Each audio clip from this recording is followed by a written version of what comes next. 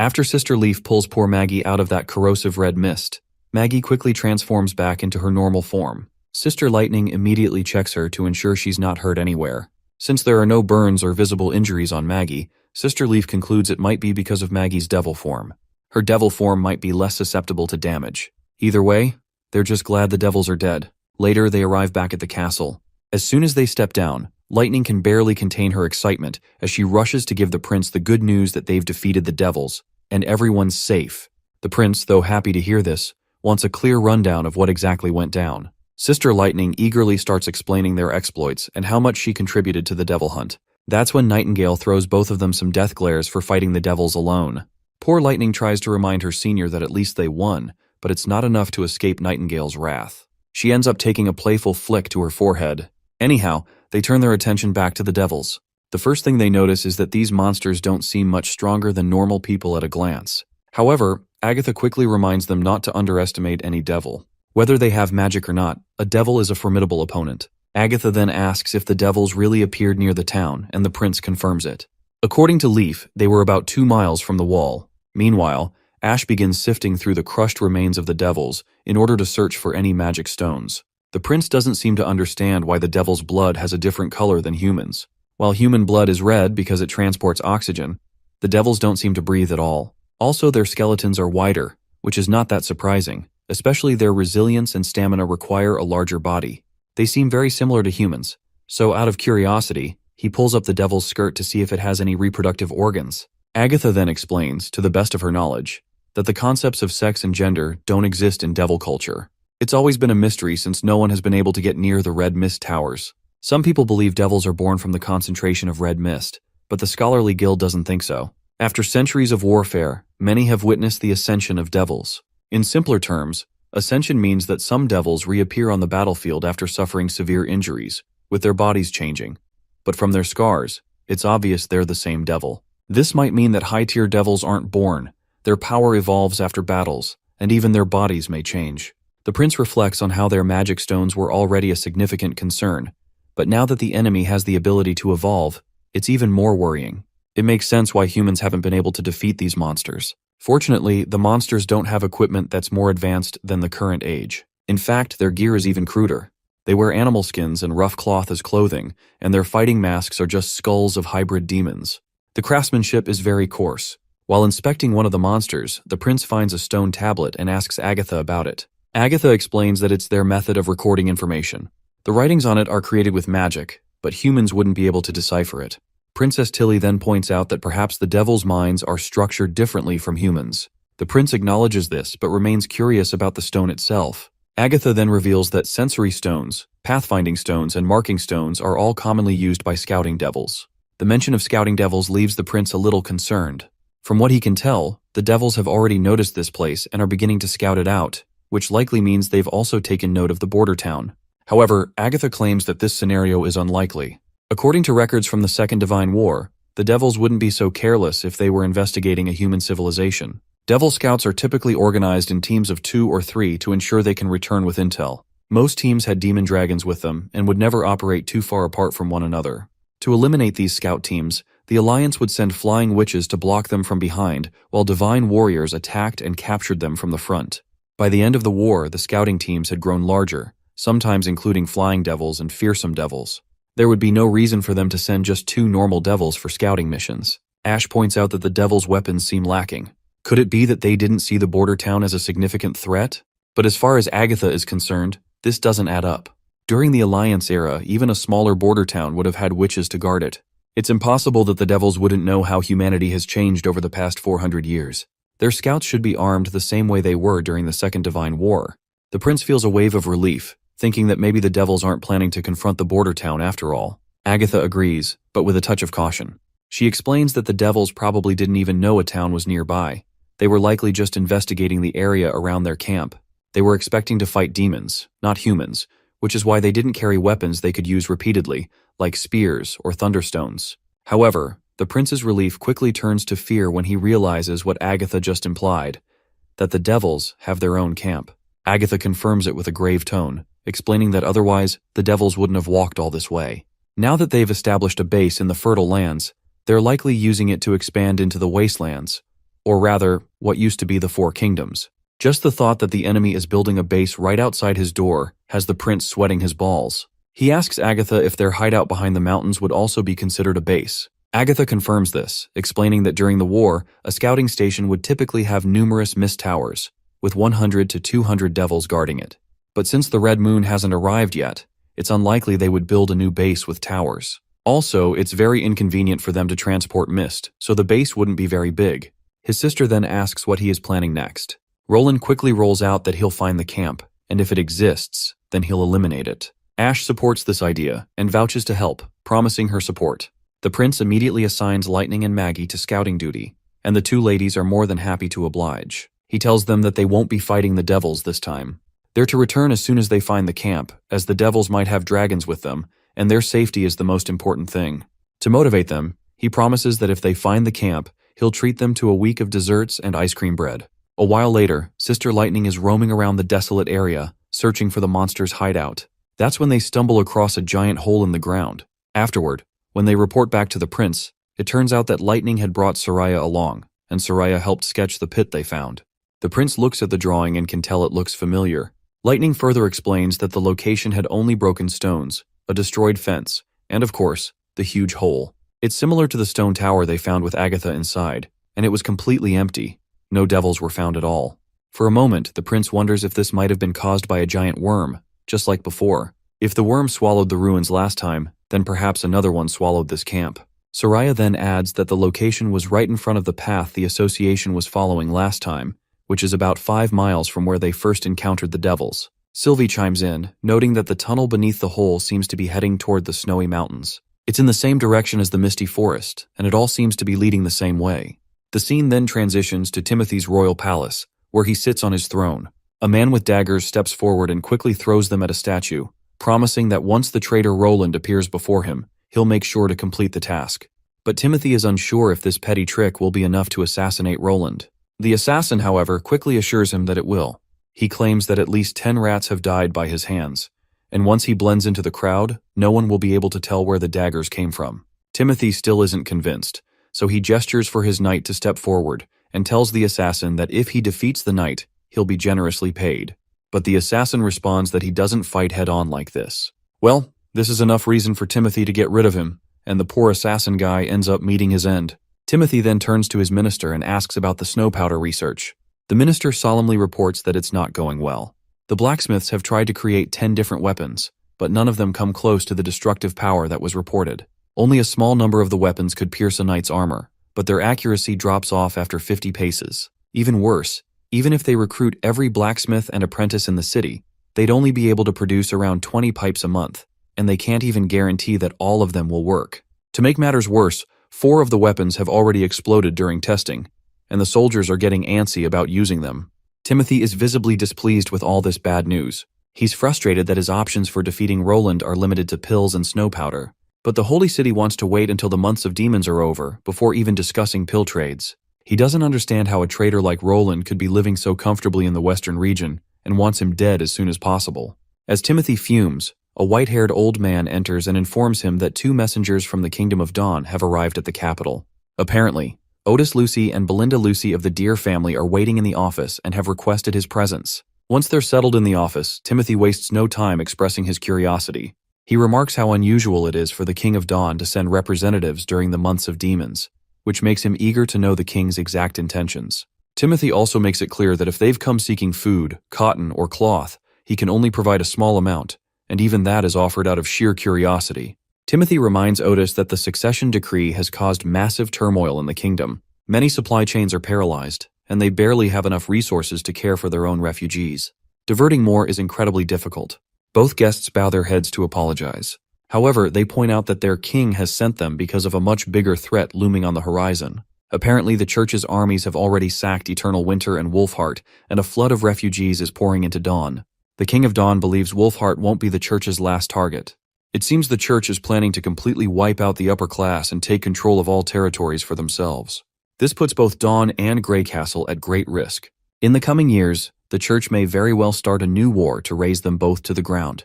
The King of Dawn wishes to form an alliance against the church. Otis promptly presents a series of tactics along with a written agreement. He urges Timothy to sign it if he's willing to fight back. If they focus their firepower on Grey Castle's Blizzard Mountain or Dawn's northern slopes, the church may retreat. Avoiding this war would be beneficial for both kingdoms. For Timothy, this meant he wouldn't be able to buy pills from the church. And without those pills, he isn't sure how he'll be able to defeat Roland. However, the church is just as dangerous, and the best move for him might be to unify his castle first and deal with the church later. Timothy acknowledged that this is an extremely important matter. He'll need to discuss it with his advisors. In the meantime, the guests can wait in the castle until he makes his final decision.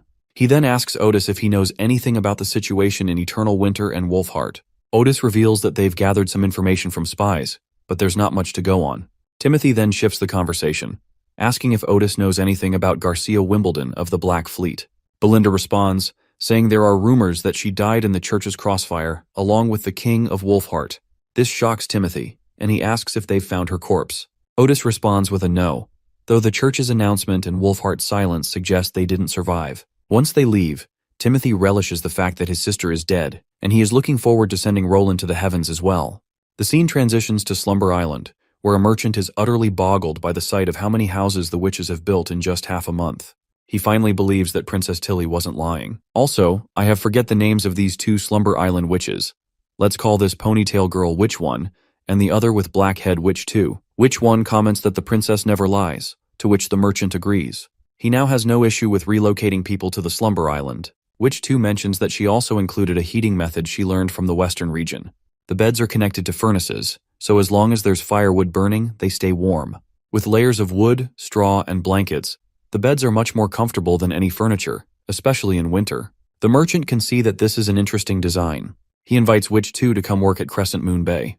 He has plots of undeveloped land, and with her skills, he's sure she can make them flourish. He's willing to pay her generously in money if she agrees. But Witch 2 quickly declines, stating that she doesn't plan on leaving the island.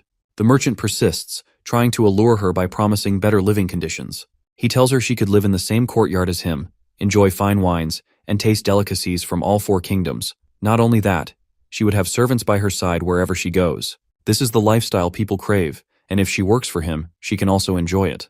But Witch 1 quickly interjects, reminding this fat ass that they can't just agree to this. There are certain things witches aren't allowed to do. The merchant, clearly annoyed by their refusal, is about to protest further when suddenly Thunder appears. He interrupts, telling the merchant that the Slumberspell Merchant Guild is unique both in the Bay and across all 4 kingdoms.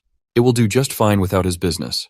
The merchant is stunned to see Thunder, the big cheese himself, standing behind him. Thunder continues to humble this fat bastard, reminding him that he drafted the rules for the Slumberspell Guild. The contractor has the privilege of assessing the task's danger, and they can't just throw themselves into danger recklessly. He asks the merchant if he still has any objections. The merchant, of course, quickly responds with the no. With that, the merchant decides to leave, and everyone waves him goodbye in exchange. The 2 witches are happy to see Thunder and are glad that he helped them. Thunder reveals that he was passing by Slumber Island after an expedition. During his trip, he saw waves rising higher than he'd ever seen before. The boat was almost flying, sailing on the waves' sheer cliffs.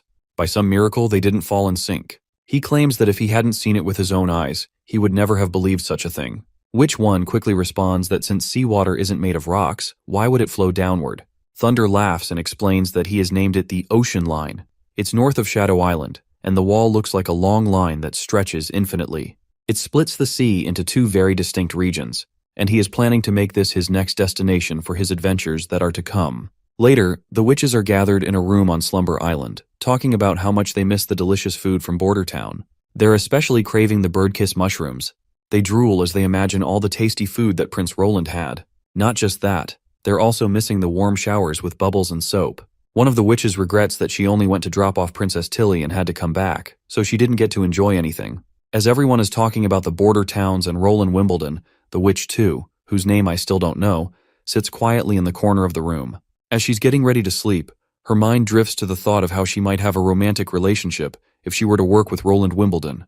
But she worries whether Princess Tilly would even accept Prince Roland. She wishes for the 2 siblings to stay together so that every witch can go to the border town and live happily there. Sorry guys, I had to call them Witch 1 and Witch 2 because I seriously forgot their names. Finally, we transition back to the border town, where we see Nana heading to the hospital. As she's leaving, she doesn't forget to wave goodbye to Lady Ada. Lady Ada asks if Nana is coming back for lunch, to which the little one replies yes. As Nana makes her way through the village, Everyone greets her, and she seems to hold a special place in their hearts.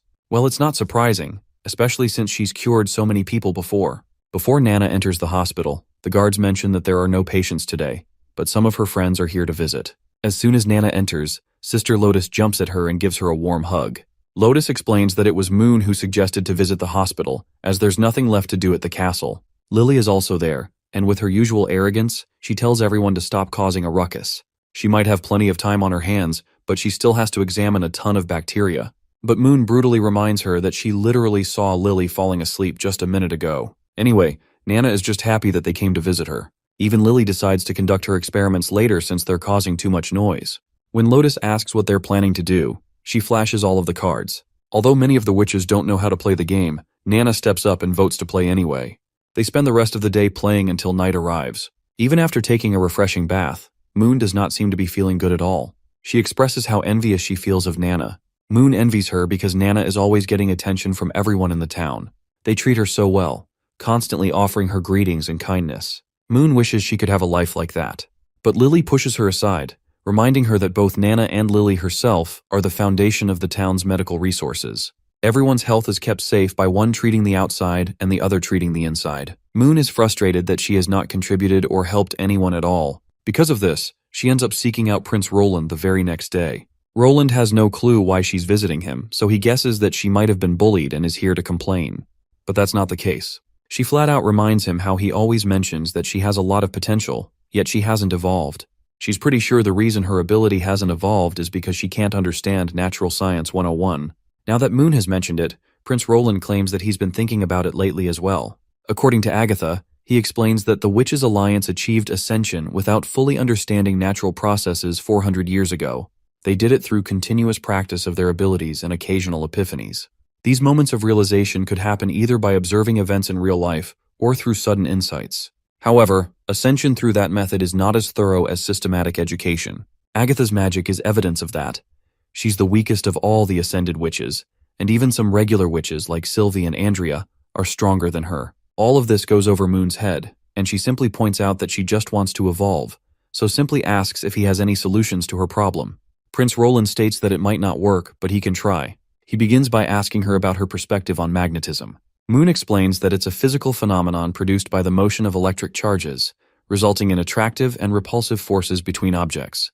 Prince Roland reminds her that she just quoted from a textbook, and while she has it memorized nicely, he doesn't think she truly understands what it means. He then draws a diagram of the inner workings of a motor, and explains that she can't use closed circuits to quickly cut lines of magnetic force, but she can change her own magnetic fields. As a result, she can personally influence the transformation from magnetism to electricity. Electromagnetism essentially results from changes in magnetic flux within a closed loop. If she wants to change the magnetic flux within a constant magnetic field, the only way to do so is by changing the area within the loop. In other words, she needs to cut and shorten the wire. But what if the area is consistent? In that case, she must change the field, which will then change the magnetic flux. He points out that she needs to quickly release and withdraw her magnetism, instead of continuously using her power. It's okay if she doesn't understand it right away, but he tells her to try changing the direction of her magnetism, like switching from her left hand to her right. She needs to practice this first. Once she gets the hang of it, he'll prepare a little toy for her, and when she understands it, she'll know what it all means.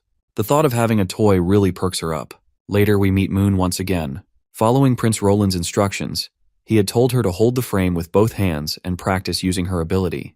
But before doing so, he had told her to close the curtains and put her glowstone away. Afterwards, she grabs the frame with both of its rods, and as soon as she begins to use her magic, she notices the glass connected to both rods starting to glow.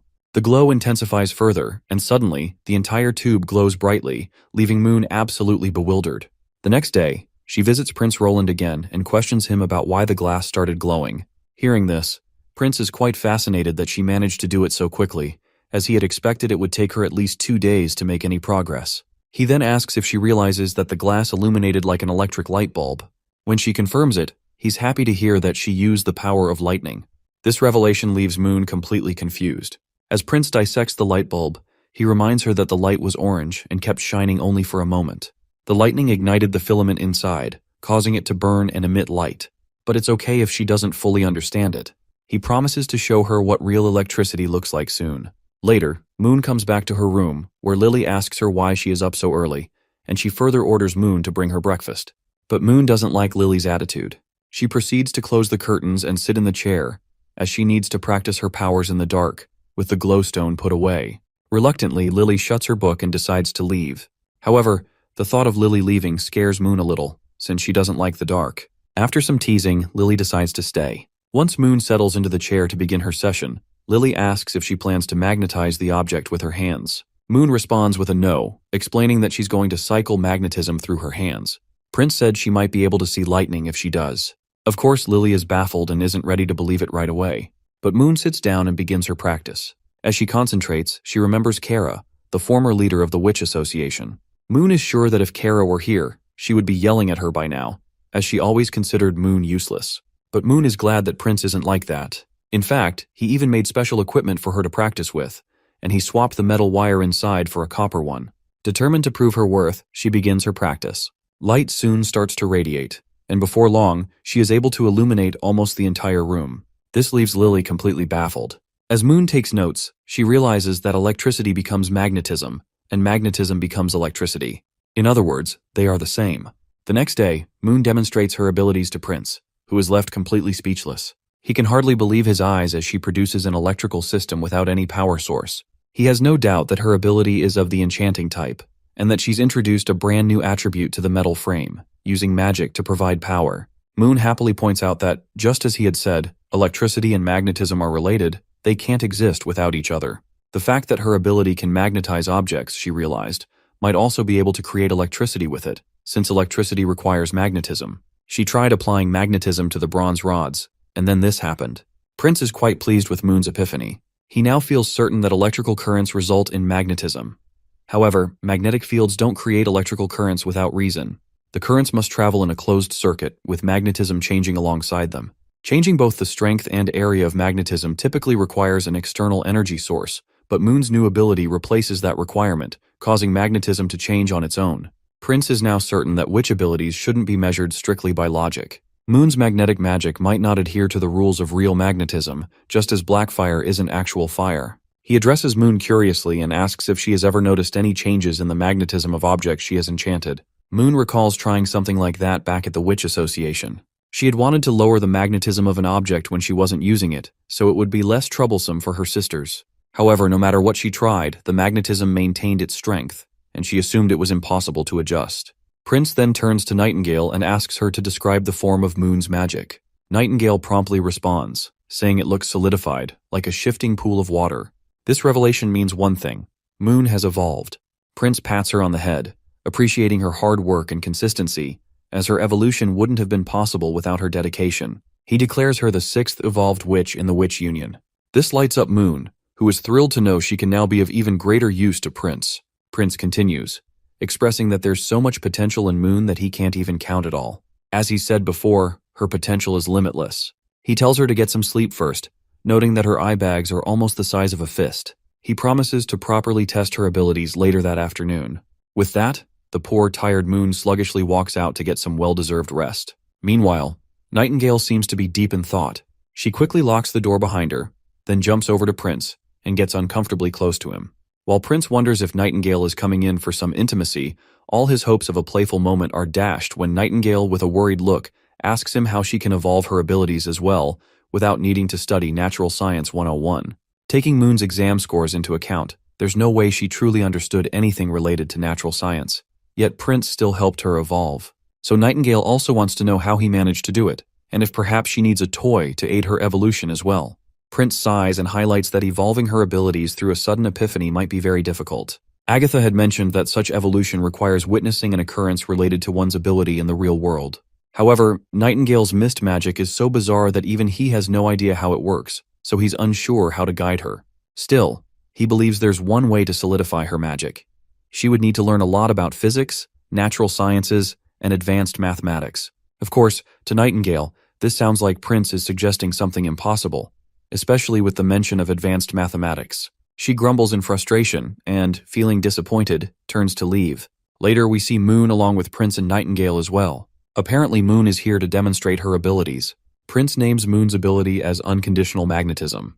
This ability can be applied to any object, just as she had done before. She can enchant any object with her magnetism, but it depends on its conductivity. However, her magic is the weakest among all evolved witches. Currently, she can only make 2 stones glow on the divine sigil, which is half a stone less than Maggie. Additionally, her ability drains a large amount of stamina, and the strength and longevity of the magnetism increase with the amount of magic she uses. After testing, it's clear that Moon's new ability can function as a reliable battery. However, it's nowhere near enough to power heavy machinery or match the efficiency of a steam engine. Prince is deeply moved by how hard Moon worked to evolve her magic. He acknowledges that it wasn't easy, and despite the limitations, it's possible for Moon to advance further with systematic education. Her magical capacity also has room to grow. Agatha had mentioned that if multiple witches work together, they can create glowstones that can last longer. So, if they could gain a witch who can manipulate or transfer magic to others, Moon's strength wouldn't be limited to just herself. Roland visits his sister and inquires about any witches who can transfer magic. Unfortunately, she responds that she doesn't know of any, but she claims that she knows where he might find someone like that.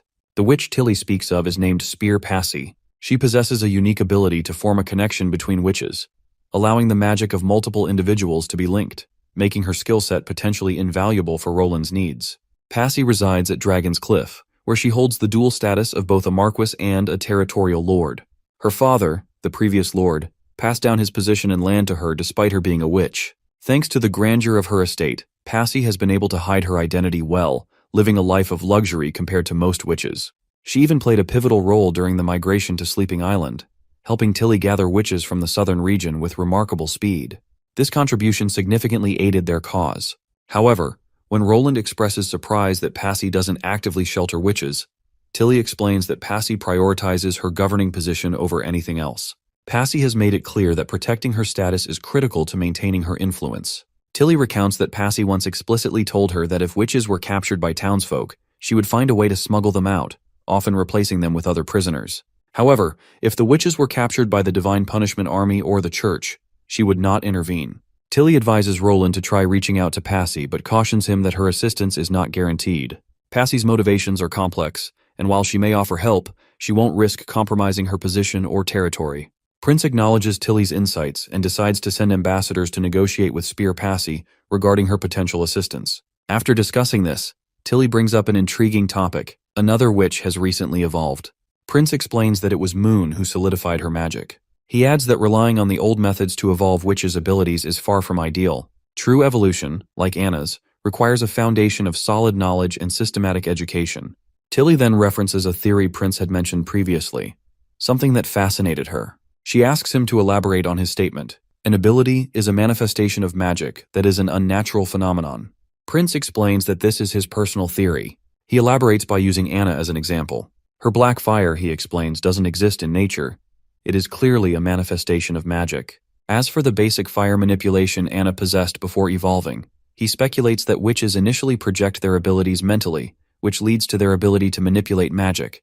Over time, as their understanding and perception grow, their magic evolves and changes state. This theory aligns with Agatha's experience as well.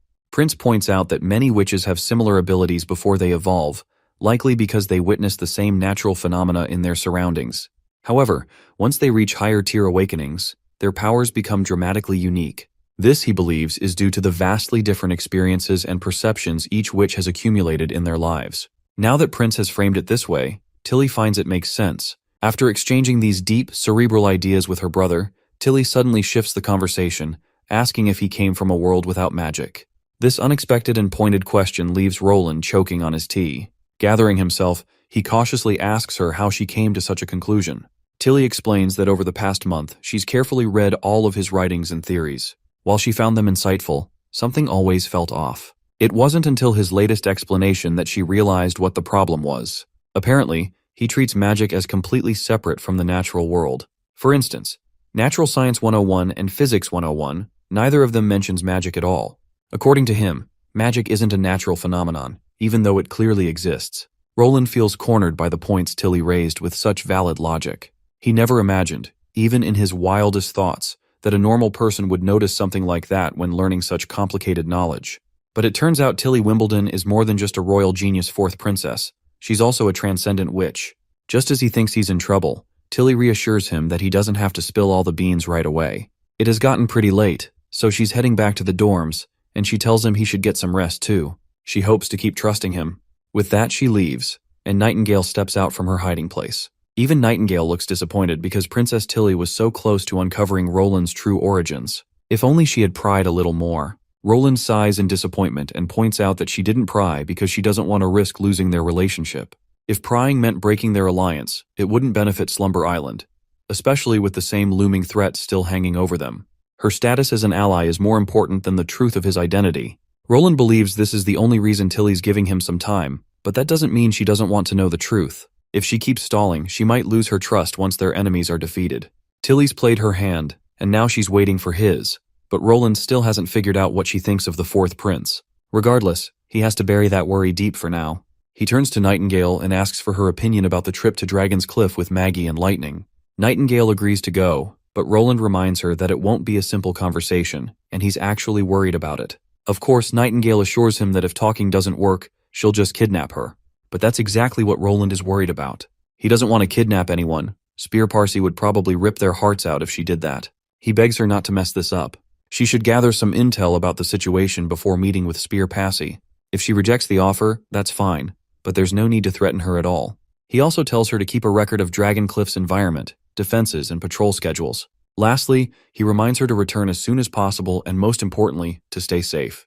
The very next day, Maggie, Lightning, and Nightingale set off on their journey, and Sister Scroll waves them goodbye through the window. Meanwhile, Roland is busy making notes. He looks totally worn out because he's just strained half of his brain cells writing this book. As he thinks this, Scroll remembers that tomorrow is Miss Anna's awakening day. In the middle of the night, Prince Roland visits Anna. After taking in the surroundings of her room, he reflects on how everything in here gives a strange sense of modernism, with the indoor heating and glowing stones. As he stares at Anna, she responds, asking why he's staring at her. Roland admits that he was indeed staring, which makes Anna a little happy. Anna then feels kind of selfish, thinking about how everyone seems to care about her, but she doesn't pay much attention to anyone else. Roland just laughs and tells her she's being too harsh on herself. Anna points out that if Miss Agatha hadn't mentioned those old methods, she wouldn't have asked the prince to come here. She bets that the other sisters will also request him to stay with them on their day of awakening, which will keep him busy. Roland reassures her that it's fine. He is sure that they'd ask for extra ice cream or bread instead. You see, when Agatha learned that Anna's awakening day was coming up soon, she immediately offered her prior experience from Tequila City. According to the Scholar Guild's research, besides exhausting their magic to reduce the effects of the anti-phase, witches also have to pay attention to their personal emotions. For example, feelings of satisfaction and joy can provide great benefits to their health. The Alliance would even send servants to assist accomplished witches and meet their needs. However, having servants around his favorite girl Anna doesn't sit well with Roland, so it looks like he's personally here for her emotional support. He promptly gifts her a book, which is a present for her awakening day. The book is apparently about calculus. The reason she's receiving all this special treatment is because awakening days are like the start of a new life. Of course, Anna likes the book, but she puts it aside for now, which confuses Roland. He asks her if she's not planning to read it, but Anna quickly leans over to him, expressing her desire to hear more special stories from him. She gets even closer and sits on top of him and hugs him tighter. Previously, when he told her stories, she had fallen asleep. So this time, Roland decides to pick up the story about the huge city he lived in. Just as he begins, she stops him because she already knows the history of Grey Castle and the numerous times it's been told. But what fascinates him is that what he is telling does not align with what she has heard, so she is more interested in learning why that is. She gently pushes him onto the bed and lays on top of him. Seeing how hesitant he always is to talk about his past, Anna decides not to press him for more details. Instead, she proposes a game. She'll try to guess his past life by herself and record everything she observes in her books. Later, Roland will have to see her observations, and if more than 50% of them are accurate, he'll have to tell her the truth. Roland realizes this isn't about winning or losing. It's just Anna's way of comforting him, and she's not really interested in the real answers. Among all the witches, she's the one who's closest to him and understands his thoughts, so he promises to accept her deal. The scene shifts back to Maggie and Lightning, who are on their way to Dragon's Cliff. Meanwhile, inside the castle, we meet Spear Parsi, who immediately senses a strange presence and quickly asks the intruder about their identity. It's of course our girl Nightingale, who promptly appears in front of Parsi and greets her. Naturally, Parsi is shocked by her sudden appearance. Nightingale introduces herself and explains that she comes from the border town of the Western region, and she is a witch. Spear Parsi isn't surprised that Nightingale is a witch, since no ordinary person could have snuck inside. Though she did not like the fact that Nightingale snuck in without knocking the door. Nightingale replies that she simply wanted to avoid all the guards on the way in, and assures Passy that she comes in peace, and is here only to discuss matters. She further reassures Passy that she doesn't have to use the crossbow hidden under her desk. Finally, Passy asks the reason for her visit. Nightingale explains that she's here to deliver a message from the ruler of the border town, who is the protector of the western region and the fourth prince of Grey Castle, Roland Wimbledon. He has built a new order in the western region that allows both mortals and witches to coexist, and Nightingale is here in the hope that Passy will show her support. Naturally, Spear Passy is bewildered to hear that, of all people, the supposedly good-for-nothing fourth prince has tried to contact her. She finds it hard to believe what Nightingale is saying, and doubts Roland is truly the ruler of the border town. As far as she knows, he's an idiot who was granted rights to a wasteland. Nightingale smirks and comments that Timothy cheated his way to the throne, and soon enough, Roland will sack him and become the new king. However, she quickly dismisses these points as unimportant, and gets to the matter at hand. She's here to invite Spear Passy to visit the border town. The prince wishes to borrow her magic transfer ability to strengthen another witch's power. This leaves Spear Passy on high alert. She sternly inquires if this is supposed to be a threat or an invitation. Nightingale casually points out that it's just an invitation. The prince has no intention of forcing a witch to do anything, and frankly, neither does she. She adds that she's not a fan of coercion in any form. Hearing this, Spear Passy decides to reject the offer.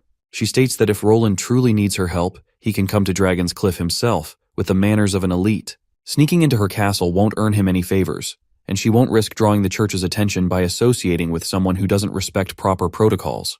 Now that Passy has rolled out her final decision, Nightingale prepares to leave, which, of course, baffles Spear Passy. She had expected Nightingale to try harder to persuade her.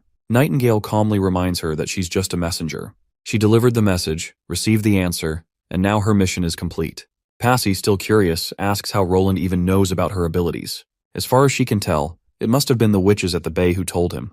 Nightingale responds positively, and explains that the leader of the Bay Witches, Tilly Wimbledon, is currently staying at the border town. She's actively fighting against the monstrous demons alongside her brother, Prince Roland.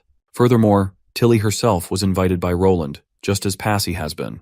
Even so, Spear Passy finds it hard to believe that Roland has truly built a place where mortals and witches can coexist freely. Nightingale then reveals that Roland has cleared the church entirely out of his territory. Border Town now shelters more than 10 witches, and the townsfolk are familiar with their presence. The witches are not just accepted, they are thriving in his domain. Nightingale promises that everything she's saying is true and offers to explain everything she knows about Prince Roland and Border Town. She takes her time and summarizes the story of 250 chapters in just a few minutes. As Nightingale finishes her explanation, Maggie suddenly appears at the window, visibly alarmed. She warns them that danger is approaching, specifically a squad of divine punishment soldiers, and there are at least 20 of them headed toward the castle. Nightingale immediately wonders if Spear Passy had arranged a meeting with the church, but Passy quickly denies it, explaining that she hasn't scheduled any meetings with anyone from the church. This revelation leads her to suspect that the divine punishment soldiers might have followed Nightingale. Nightingale dismisses the idea, stating it's impossible unless the church somehow has the ability to surveil every bird in the sky. At that moment, Lightning arrives, promptly reporting that soldiers are indeed making their way directly to the castle. Nightingale has no idea what's going on, but urges Spear Passy to come with her. But before they can act, commotion erupts outside the door, and it does not take the divine soldiers long to break their way inside the office. Nightingale quickly vanishes into the shadows before she can be seen. While hiding under her mist, Nightingale notices that at least 10 of the soldiers are carrying divine stones of retribution, a clear signal that this situation is going to be trouble. She then annoyingly glances toward the window and sees that Maggie and Lightning haven't left yet, despite the danger. Meanwhile, Spear Passy confronts a man named Redwin, demanding to know why he brought the soldiers into her castle. Redwin smirks smugly and addresses her as sister, before declaring that their late father had made a grave mistake by passing his title to the spawn of the devil. He claims he's simply here to correct that mistake. Redwin proclaims he will expose her true identity as a witch, and refuses to let someone like her rule over the castle. Passy is sure that her brother is being backed by the outer forces, especially since their father only chose her because Redwin and her other brothers were too incompetent to handle the inheritance themselves. This harsh truth enrages Redwin, and in a fit of frustration, he slaps his sister across the face. Just as things seem to be escalating, a priest appears on the scene, which only confirms Passy's suspicions that her brother is indeed working with the church. They are apparently here to capture her and take her away. The priest praises Redwin for his efforts and assures him that by the next time they meet, he'll be addressing him as Duke Redwin, a title that will come with great power. Redwin is overjoyed at the prospect of inheriting the Duke's position and ruling over Dragon's Cliff. The priest reaffirms this, but also reminds Redwin that he must adhere to the church's agreement, which includes executing Spear Passy as a witch in the plaza. This news is shocking, but Nightingale does not react. The priest goes on to tell Redwin that his position will be secured, which will benefit the church's larger plans. To further ensure his success, the church will even provide him with a cleric skilled in governance. Once they leave, Nightingale reappears, and Lightning and Maggie are ready for action. They're fired up and determined to defeat the church and save Passy. Nightingale pulls Lightning and Maggie back to reality, because they do not have enough power to take down the entire church, although they could kill and bury the group of soldiers and the priest who just arrived, allowing Spear Passy to regain her position in the Dragon Cliff once again. But Nightingale has another plan. She wants to take advantage of this opportunity to rescue Spear Passy without leaving a trace. Once she's freed, Passy might have nowhere else to go and could agree to come with them to Border Town. Later that night, she sneaks through the town to reach the underground dungeons, convinced that Passy is being held there. There's only one way inside, but it's heavily guarded by divine stones, so Nightingale knows she must tread carefully. When Nightingale finally enters the bishop's room, she encounters a mysterious priestess under a hood, who is intrigued to learn that Spear Passy turned out to be a witch. This only strengthens their plan's chances of success. The priest then inquires whether it would be easier to convince the masses of Passy's witch identity. The priestess responds that things have changed. Under the Pope's orders, new witches are to be processed by the church. Instead of burning her at the stake in front of the public, they plan to smuggle her to the Holy City. They can just simply take any prisoner with similar height and body stature as Passy and burn it in front of the public. This will make the execution even more impactful in the eyes of the public. The priestess orders the priest to follow the orders, while she is about to head for Redwater City. As Nightingale prepares to leave, the priestess suddenly senses her presence and cracks her whip, demanding to know who's there. Nightingale narrowly avoids the whip, and the attack confirms for her that this priestess is not a weak sauce. The priest, on the other hand, has no clue what is going on, and asks the priestess about it. She reveals that someone has snuck in, but assures him that she'll handle it, and orders him to leave the place at once. She then blindfolds herself and prepares to confront Nightingale. After observing the magic around the priestess, Nightingale realizes that she's a high-ranking witch who is aligned with the church. She likely ranks even higher than most, and if she enjoys hunting witches, she wouldn't hesitate to kill her fellow witch.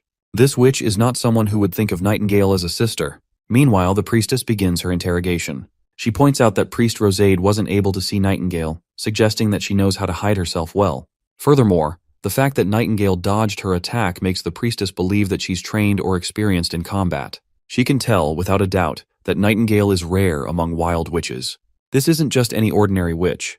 Nightingale is something different, and that makes her an even more dangerous target in the priestess's eyes. Nightingale isn't interested in responding to any of the questions this piece of shit is asking, but that whitehead continues to speak, revealing that a new pope has taken the seat in the church. According to her, this pope is benevolent and believes that there's still hope for wild witches like Nightingale. She offers a chance for Nightingale to be baptized and accepted as a pure witch, promising her redemption if she agrees. She believes this is an opportunity Nightingale shouldn't pass up. But Nightingale isn't about to listen to some piece of shit witch who has zero regard for her fellow witches. She fires her bullet at her, but the white-haired witch quickly deflects it with her whip. This leaves Nightingale absolutely losing it. She can't believe this witch literally blocked her bullets. At the same time, the white-haired witch is equally surprised to see her opponent using such a ridiculously eccentric weapon. That only fuels her determination to kill Nightingale right here and now, and she's made up her mind about it. The white-haired witch spreads her magic across the entire area, but Nightingale dodges left and right. As they go back and forth, the white-haired witch punches the ground so hard that it literally demolishes it. Nightingale quickly throws a barrage of bullets to distract her and vanishes into thin air the next moment. The white-haired witch can no longer feel her magic, which means Nightingale has left the room. She commands Priest Rosade to lock the church down and send more guards. She tells him to do as she says. The intruder is wounded, so she knows she can't make it far. The white-haired witch is frustrated that her opponent got away. What infuriates her the most is that Nightingale was using such a strong weapon. Her battle skills are considered the perfect balance of offense and defense. Her whip can block anything, and she even considers herself one of the strongest pure witches. She's consciously kept her magic active for 10 years, and her magical capacity is immense. She's never depleted her stamina from blocking a projectile, but she was brought to her knees because of the weapon Nightingale used. Her eyes are bleeding, probably due to the side effect of exerting herself. The scene cuts to Spear Passy, who, while sitting behind bars, thinks about the witches she wasn't able to save. They were probably imprisoned here, tortured, humiliated, and eventually killed. That's when she notices Nightingale coming to her rescue.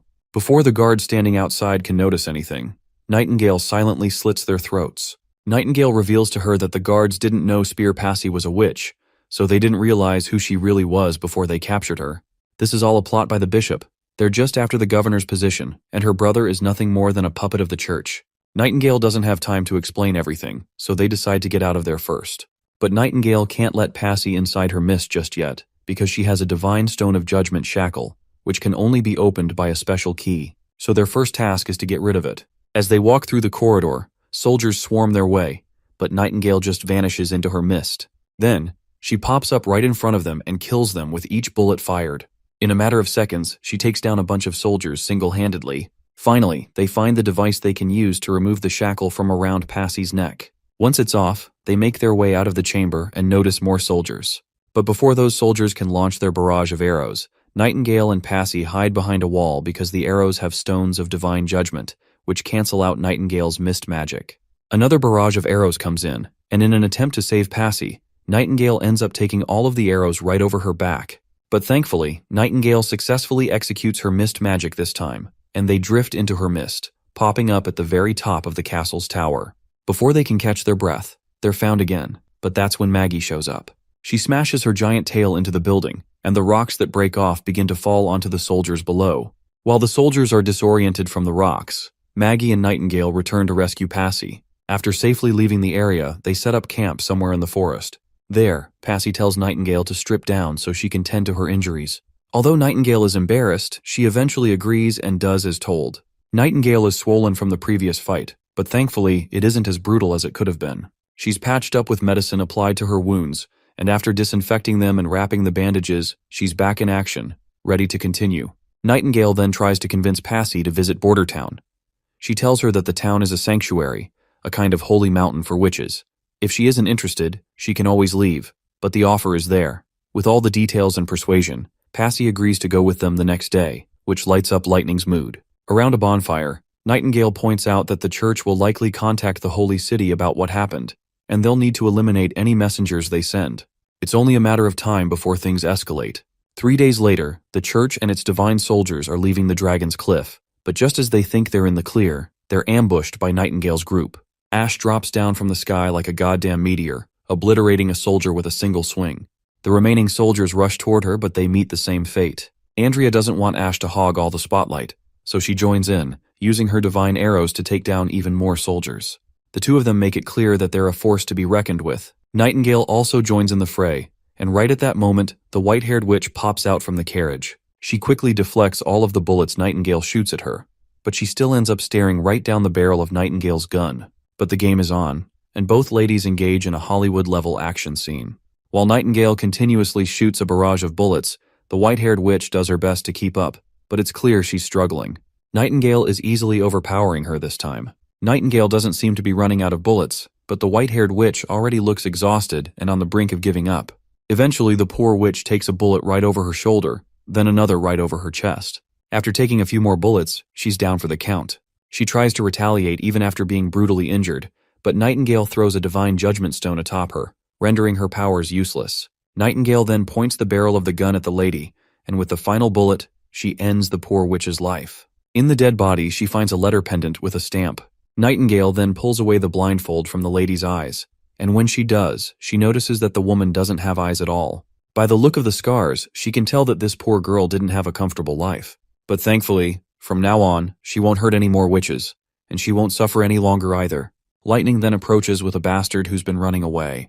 He looks like a priest or bishop, judging by his clothes. Nightingale pulls off the piece of cloth stuffed inside his mouth, and as soon as the cloth is out, the bastard begins yapping about how they dare to murder one of Archbishop Tayfun's pure witches. But Nightingale tells this bastard that he better start worrying about himself. She stands over him, pressing her leg down, shoving the cloth back into his mouth, and then tells Lightning to hand him over to Iron Axe, as he's very experienced in interrogation. The other ladies also arrive after sweeping the battlefield, and Andrea is surprised that Nightingale took the life of a witch instead of sparing her. But Ash responds that she was just a puppet of the church. Not to mention, some witches are even worse than mortals, and she's never seen demons or devils imprison someone to torture them for years. Ash extends her hand towards Nightingale and assures her that she did a great job, so she shouldn't feel bad about it at all. Nightingale grabs her hand promptly, feeling happy that even Ash can be comforting. Lightning and Maggie also place their hands over their friends' hands, and out of the 5 of them, only Andrea remains without her hand over the group. Although she doesn't like touching hands, as a gesture of friendship, she eventually places her hand over the others. Then, they all raise their hands upward to the sky, celebrating the victory they've had. After their successful mission, the victorious witches return to Border Town, where all of them are already present outside to greet them. All of the witches concern themselves by asking the returned party about their well-being and all that stuff. The prince is also standing there, and when Nightingale looks at him, Roland promptly tells her to go take a hot shower and rest up. He's left a lot of dried fish snacks in her drawer. Later, all of them have a feast together and spend the time of their lives enjoying each other's company. After dinner, when the prince returns to his office, he finds Nightingale there. He promptly asks her if she's not going to sleep. But well, if Nightingale had gone to sleep, she would have missed hugging him today, so she stayed here. She claims she's been itching for this hug ever since they were in the castle garden. Suddenly, Spear Passy arrives outside the office, and when the prince gives her permission to come in, Nightingale retreats into her mist while Passy promptly enters the room. Once they settle down with tea laid out, they begin their conversation. Once the prince reveals everything to her regarding church and the threat of devils, Passy starts by saying that she has considered his requests. She states that while losing absolute authority, adopting the same laws, following the same markets, and abolishing succession through inheritance are all things she can agree to. She's curious and wants to know if he's really planning to enforce these changes throughout the entire Western region. As far as she's concerned, that would weaken the entire elite class, and his reputation as a traitor would be solidified. The prince then responds that this is why he's not forcing them to accept it. His main concern is divine war, which is going to define their fates, while elites' opinions are not something important to consider. He adds that he's not planning to kill them off. He just hopes they can adapt to this new order. They'll still keep their lands, and the only thing they'll lose is their absolute governance. He is sure that they will make a smart decision. Passy acknowledges this and realizes he won't be changing his mind. She also understands that if she doesn't agree to his terms, his army will likely sack her lands. The prince clarifies that what he lacks most are subordinates, especially managers with experience in bureaucracy. He reassures her that, as he said, she won't lose her territory, and she'll even be able to appear publicly as a witch without fear of threats from the church. Passy then states that she also has a condition before shaking hands. After he helps her take back Dragon's Cliffs, she'll only stand by his side once Timothy is overthrown. Hearing this, the prince recognizes it as a good answer. While it's not an outright rejection, it leaves room for negotiation. He realizes he'll have to prove that unifying Grey Castle isn't an empty promise if he wants her full support. With that in mind, the prince agrees to her terms, deciding it's a deal. Afterward, Passy humbly asks if she can also attend some of the witches' classes. The prince, surprised by her odd request, reminds her that their curriculum is still quite elementary, and she might not learn much from it. Passy responds that she finds their arithmetic fascinating. It's unlike anything she's ever seen before. Later, the prince goes down into the chambers where the priest they captured is locked up. As soon as the priest sees the prince, he begins yapping nonsense, but Iron Axe quickly shuts him up, warning that if he doesn't want to go through the same pain as last night, he should get to the point and start spilling everything he knows. Terrified, the man begins to talk and introduces himself as Campus, a resident of Hermes. The prince asks who the witch traveling with him was and what her position in the church was. Campus explains that her name was Aurora, one of Archbishop Tayfun's pure witches, but she never held a real position within the church. The prince then questions Campus further about the pure witches. The man promptly reveals that pure witches are individuals raised by the church and can only be controlled by archbishops or the pope. He admits he doesn't know much else about them. As soon as the prince hears this, he realizes that the church is highly secretive about their pure witches, but he now has more intelligence to use in his fight against them. He then questions Campus about the purpose of plotting against the Dragon's Cliff Marquis and why Aurora was being sent to Hermes. Campus claims he doesn't know the full details. His job was only to watch over Aurora, and only she knew the true objective. As for why she changed her mind and decided to return, it was because Aurora discovered that Passy was a real witch.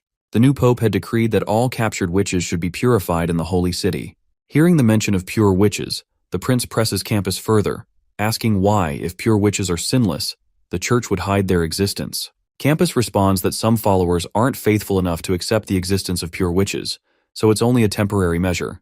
They then ask Campus what his destination was after Dragon's Cliff. Campus reveals that their next stop was Redwater City, followed by Wasteland Fortress. He adds that this was all he knew, as Archbishop Taefun didn't mention a return date. They were instructed to remain at the fortress and await further orders. The prince begins to think about how these three locations, Dragon's Cliff, Redwater City, and Wasteland Fortress, are all near the western region's borders. This makes him wonder if the church's real target might be Border Town. Prince then asks this guy if he is not curious about what awaits him. The priest simply says that it doesn't matter what anyone does to him, as God will be the one to judge them in the end. Iron Axe decides to spend another night torturing the man to change his attitude, but the prince stops him, telling the priest that he will indeed receive judgment, but not from God. It will be decided by the people. The next day, in the middle of the town, the prince addresses the gathered citizens. He declares that he is here to show them an utterly shameless criminal. The soldiers throw the priest into the crowd for all to see, and the prince continues, explaining that the church has been hiding the truth from the very beginning. Had this priest not been captured, they would never have learned of such horrifying news. The church proclaims witches as filthy devils, but in reality, both the Pope and the archbishops are enslaving witches on an alarming scale. The prince questions the priest if this is all correct, to which the terrified man quickly replies with a yes. The townsfolk are shocked, unable to believe that the church would do such a thing. Some even question if he is really a priest from the Holy City. The prince reassures them, stating that the priest was sent to Grey Castle, and all his documents can verify his identity. His uniform badge, along with various letters, are plenty of evidence. Prince addresses all the citizens and tells them to remember his words, the church is enslaving witches. He explains that the church kidnaps young girls from everywhere and forces them into nunneries. There, these girls are treated like livestock. Only a small percentage become witches and receive further training, while the rest are used as the church's toys. To acquire more witches, the church doesn't just pretend to adopt orphans, they even hire criminals to kidnap them. The prince urges everyone to think about it. If the church were still active in this town, they would have lost Miss Nana. The prince tries to sway the crowd emotionally, asking them if they would ever want Nana to be destroyed by the church. Of course, the people unanimously say no. Miss Nana is no devil. She healed burns and has been a part of their lives as she grew up before their eyes. The prince then reveals that the church needs witches to maintain their power. He reminds the townsfolk of the incredible benefits of magic they've seen, Miss Nana's healing ability, Miss Lily's disinfecting magic, and so much more that could improve their lives. The prince continues to explain more ways witches have helped improve the town. For example, the army's firearms and the steam engines used in the mines are gifts from witches. However, like anything else, these tools can be used for good or evil. They can defeat demons but also harm innocent people. The prince warns that the church aims to use these tools to oppress the people because they see anyone outside their religion as damned. He calls out the hypocrisy of the church, pointing out how their actions contradict their supposed sense of justice and the teachings of their own God. The prince urges his citizens to consider the consequences if their children were kidnapped by the church, only to become tools. The prince then turns to the priest, asking if he has anything to say in his defense. The priest, overwhelmed, admits it's all true and confesses to his crimes. The prince addresses the townsfolk, asking for their input on the matter. Without hesitation, the people unanimously vote to execute the priest. The scene shifts to Spear Passy, who has just finished signing the contract and the unification memorandum. She questions the prince about the recent execution, pointing out that publicly killing a priest is essentially a declaration of war against the church. The prince firmly states that he has no regrets. Declaring war on the church was necessary because they are enemies that Border Town must defeat, no matter the cost. He just revealed the truth about the church's crimes, and he thinks he could have done better. Anyhow, now that Passy has signed the contract, the prince takes a moment to indulge in a conversation with Spear Passy about her abilities. She quickly explains that her magic involves control over other witches' powers. Specifically, she can extract magic from one witch and transfer it to others for their use. She can also extract her own magic and reclaim it. This ability is not an effect that can be seen from the outside, so she could use it any time when she was in the castle without getting suspected as a witch. The prince asks when she discovered her abilities. Spear Passy reveals that she's always known about them since awakening, though she's uncertain how much other witches understand their own powers. For her, it feels as though she gained an extra organ or a sixth sense, something innate that allows her to feel the presence of magic. The prince then asks if she remembers the proposal that Nightingale had delivered to her. Spear Passy admits she does, and she's happy to contribute her abilities to their cause. Later, the prince introduces Anna and Moon to Passy. He explains that Moon's magic is on the lower end in the Witch Union, but her rate of consumption is incredibly high. As he's mentioned before, Anna is the strongest witch in the Union, and he wants Passy to borrow Anna's magic and transfer it to Moon. Passy acknowledges that Anna may be the strongest witch, but she suggests that they should use more witches for the transfer, as a witch's magic capacity is often linked to age. She believes that even if their strength varies, everything else should be the same. However, the prince tells her that they're just conducting a test, and that they can contact others later if needed. Passy agrees and gets to work. As soon as she begins the process, she starts connecting to both of the girls. But when Passy taps into Anna's vast reservoir of magic, she is immediately overwhelmed. The sheer amount of magic is staggering, and Passy is further astonished to see the shape of the magic itself. The magic within Anna is unlike anything she's encountered before. Passy quickly begins extracting magic from Anna, but she's unsure if she can handle the immense power. Anna's magic seems resistant, like a solid piece of metal, and it doesn't look like it's going to budge at all. Just as Passy starts to feel overwhelmed, she's jolted out of the process. Nightingale offers her a hand to help her stand, and Passy, still disoriented, admits that she's never transferred magic like that before. It's too dense, and it doesn't seem like it can be cycled. She explains that once they're connected, the magic should be absorbed into the glowing ball. Anna decides to try something different. She suggests pushing her magic into the ball, similar to what she did with the divine sigil. The prince gives her permission, but warns her not to go overboard. At the mention of the divine sigil, Passy is astonished, since she has never heard of it before. Nonetheless, Anna begins to release her mana toward Passy's ball. However, the mana Anna is throwing at her is so heavy that Passy can hardly control it. It flows differently from any magic she has transferred before, and her magical tunnel starts bottlenecking with the overwhelming amount of power. Passy realizes that if she keeps this up, she'll exhaust herself before she can even transfer Anna's magic. But she continues, giving Moon all the power she can. Meanwhile, the prince instructs Moon to hold on to a giant magnet. As soon as she grabs it, Moon begins channeling all of the collected magic into the magnet to magnetize it. Passy is blown away by how relaxed Moon looks throughout the entire process. As far as she knows, Moon should be under much more pressure than herself since she is just transferring magic, but even with all the intensity, Moon remains calm and focused. No matter how many times the magic in the pivot is depleted, the magic pouring out of Anna's body refills it instantly. Passy feels as though she's facing an overwhelming tsunami, not just a girl. She believes the channel could be torn apart at any moment by the surging magic. The only word that comes to mind as she watches them work is monsters. They are so powerful that it's almost beyond comprehension.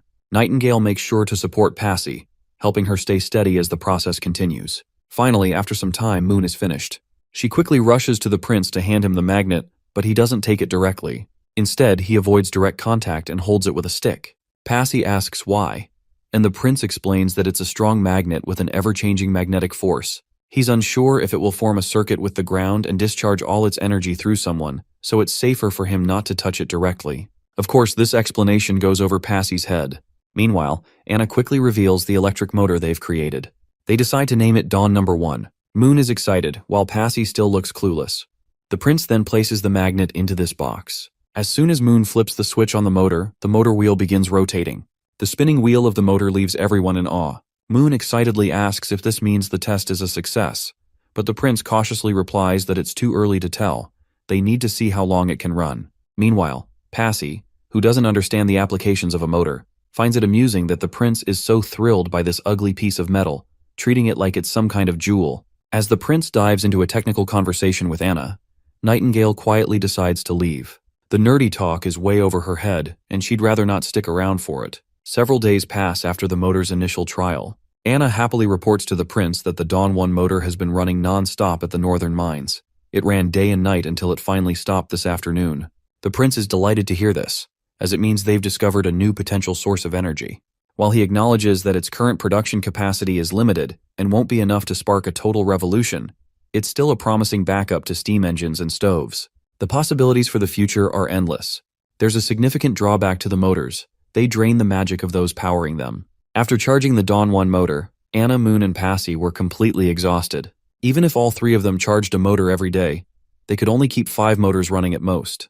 The prince then turns to Wendy and asks if she can calculate the daily magic consumption of all members of the Witch Union and send the results to Moon. He explains that he's talking about the leftover magic after practice, missions, and emergency reserves. This data will help optimize the production of Dawn 1 motors, allowing for efficient use of the witch's power, while also providing a strengthening exercise. He believes it could be particularly beneficial as they approach each year's awakening day. Wendy notes that Hummingbird and Lady Echo will likely be thrilled about this development, as they'll feel just as useful as Anna in contributing to the town's progress. However, Wendy also reminds the prince that today is Lucia's awakening day, and suggests that everyone should take time to celebrate and stay by her side tonight. The prince apologizes sincerely, admitting that he had almost forgotten about Lucia's awakening day if Wendy hadn't reminded him. Wendy reassures him, mentioning that she has carefully recorded the history of every witch in a book so that no one will ever be overlooked. Prince then decides to prepare a feast tonight, where not only the entire witch union will be present, but he will personally join in the celebration as well. Later that day, as Lucia rests on her bed, the room is filled with warmth and chatter. All the witches are present, along with the prince. While sipping tea, the conversation drifts to how much easier surviving Awakening Day has become compared to the past, when it was a truly harrowing ordeal. Sister Scroll mentions hearing that Anna even slept through her Awakening Day. Not only did Anna handle it effortlessly, but she also achieved a high-tier ascension. Agatha marvels that if this had happened during the tequila era 400 years ago, people would have gone absolutely mad with excitement. The prince then turns to Agatha, questioning her about the work she's been handling. Agatha, with her usual nonchalance, reveals that the looming war is almost upon them, and the current workload is nothing compared to the pressure they're about to face. She adds that if they fail again, it won't matter whether she's well rested or not. But the prince shows optimism, promising that they won't fail. But Agatha is still not sure if being confident is enough to win against demons. Wendy then quickly cuts in to remind everyone that it's not the time to be talking about gloomy things. She then turns to Lucia and asks about her wish since it's her awakening day, and she's allowed to make one wish. Lucia is fascinated by the idea of her wish being granted. Just then, her younger sister, excited and full of energy, hugs her tightly and suggests she ask for some ice cream bread. However, Lucia gives her sister a playful wink over her head. She's not planning to waste her wish on something like that, and decides to save it for something more meaningful later. The prince agrees to let her postpone the wish, but he reminds her that wishes won't accumulate over time. Right at that moment, Nightingale notices that Lucia's awakening has begun. Suddenly, Lucia winces in pain, and the other witches quickly scramble to find ways to distract her and ease the discomfort. Despite their efforts, Lucia continues to feel the sharp pain, and her vision begins to distort. Even Nightingale begins to sense something unusual happening with Lucia. Before things escalate, Passy quickly steps in. Using her power, she extracts magic from Lucia to lessen the burden of the awakening and passes the extra power to Anna, hoping that it will help stabilize the situation. Anna starts channeling all the power she's receiving into the divine sigil. A while later, we see that Lucia has finally made it through the awakening. She hugs her sister, while the other witches are shivering from the cold. The extra power Anna was getting had to be released, so she ended up obliterating part of the wall in the process. Anna also looks a bit exhausted after releasing all that magic through the sigil. She had to drill a hole into the wall to safely release the spare energy away from everyone. But the prince looks deeply concerned when he sees the huge hole in the wall. It's not that the wall is broken, it's that he's not sure how to explain that blinding beam of light that probably caught the attention of everyone in the village. That's when Nightingale gets shocked, noticing that Lucia's magic has solidified too. The next day, just as the prince feared, the first person to come to him about the light is the money manager, Old Kut Baroff. But the prince reassures him that no one was hurt, so there's nothing to worry about. He tells him to spread the word that the light everyone saw yesterday came from the fourth prince capturing lightning from the sky, as he plans to illuminate the town for his citizens. Since the prince is already building electricity infrastructure around the town, it'll be easier to explain it to the townsfolk. Soon, they'll have a new divine source of power that can light up the town like it's daytime. We then see Carl coming to meet the prince, and not just Carl, but also Kyle, Sichi, Iron Axe, and his knight. They all have one thing on their minds: the light they saw last night. Iron Axe wants to know if that was an attack by the demons, while Kyle Sichi makes a wild guess that it was from the divine sigil. Once they get the assurance they need, they promptly start to leave. Lastly, the prince's sister comes to visit him. He nearly chokes on his tea when he sees her there, and quickly starts reassuring her about what happened yesterday. But it seems like his sister already knows what happened, though she's a bit more interested in why it happened. According to Miss Agatha's explanation, anti-phase pain can be avoided in both awakenings and coming-of-age events through practicing abilities and exhausting their magic. This theory matches the rough logic they worked out themselves. Slumber Island has been fine following that method, but the question remains, why was Lucia affected by anti-phase? However, Lily isn't too surprised. Since coming to Border Town, she feels like she's seeing high-tier awakenings every day. The prince then states that he has a hypothesis about Lucia. It might be the key to what happened. He notes that her academic performance has improved a lot recently. Apparently, Lucia White hails from a family of merchants in Golden Wheat City, so she already had a background in literacy and mathematics. Since she also has no trouble understanding natural sciences, her academic achievements have been excellent. While Tilly doesn't doubt the prince's claim that a deeper understanding of the world can lead to evolution, she's not sure how this relates to magic antiphase. The prince then highlights that, based on his observations of Lily, Leaf, and Moon, evolution also increases a witch's magic capacity. He believes this effect is closely tied to a witch's knowledge of their environment. They're connected in the same general framework, but when it comes to situational and isolated events, magic doesn't compare to knowledge. Moon is a great example. She's a member of the Witch Union who evolved through an epiphany, but her magic is nowhere near the level of Anna or Soraya. From what Tilly understands, the prince is saying that Lucia awakened and evolved at the same time. This caused her magic to double, triple, or even increase many times over, far beyond what she could handle. The prince acknowledges this, but adds that he doesn't think awakening and evolving are the same thing. Increases in magic capacity are generally categorized into 3 types: awakening day, coming of age, and evolving. While they may seem similar in their effects, he believes the first 2 are mandatory stages, whereas evolving is self-motivated. He points out that antiphase isn't present during evolving. If awakening and evolving were the same, Anna's rapid growth in magic would have killed her when she evolved. The prince hypothesizes that witches have a danger line for their magic capacity. When they exceed this limit, their bodies are plunged into extreme pain. However, with daily practice, this line can slowly be raised. That's also why witches are advised to deplete all their magic before awakening day, to prevent overwhelming their bodies with excess magic. In simpler terms, the prince believes that Lucia's magic increased far too much, and her overwhelming magic went past the danger line, causing the accident.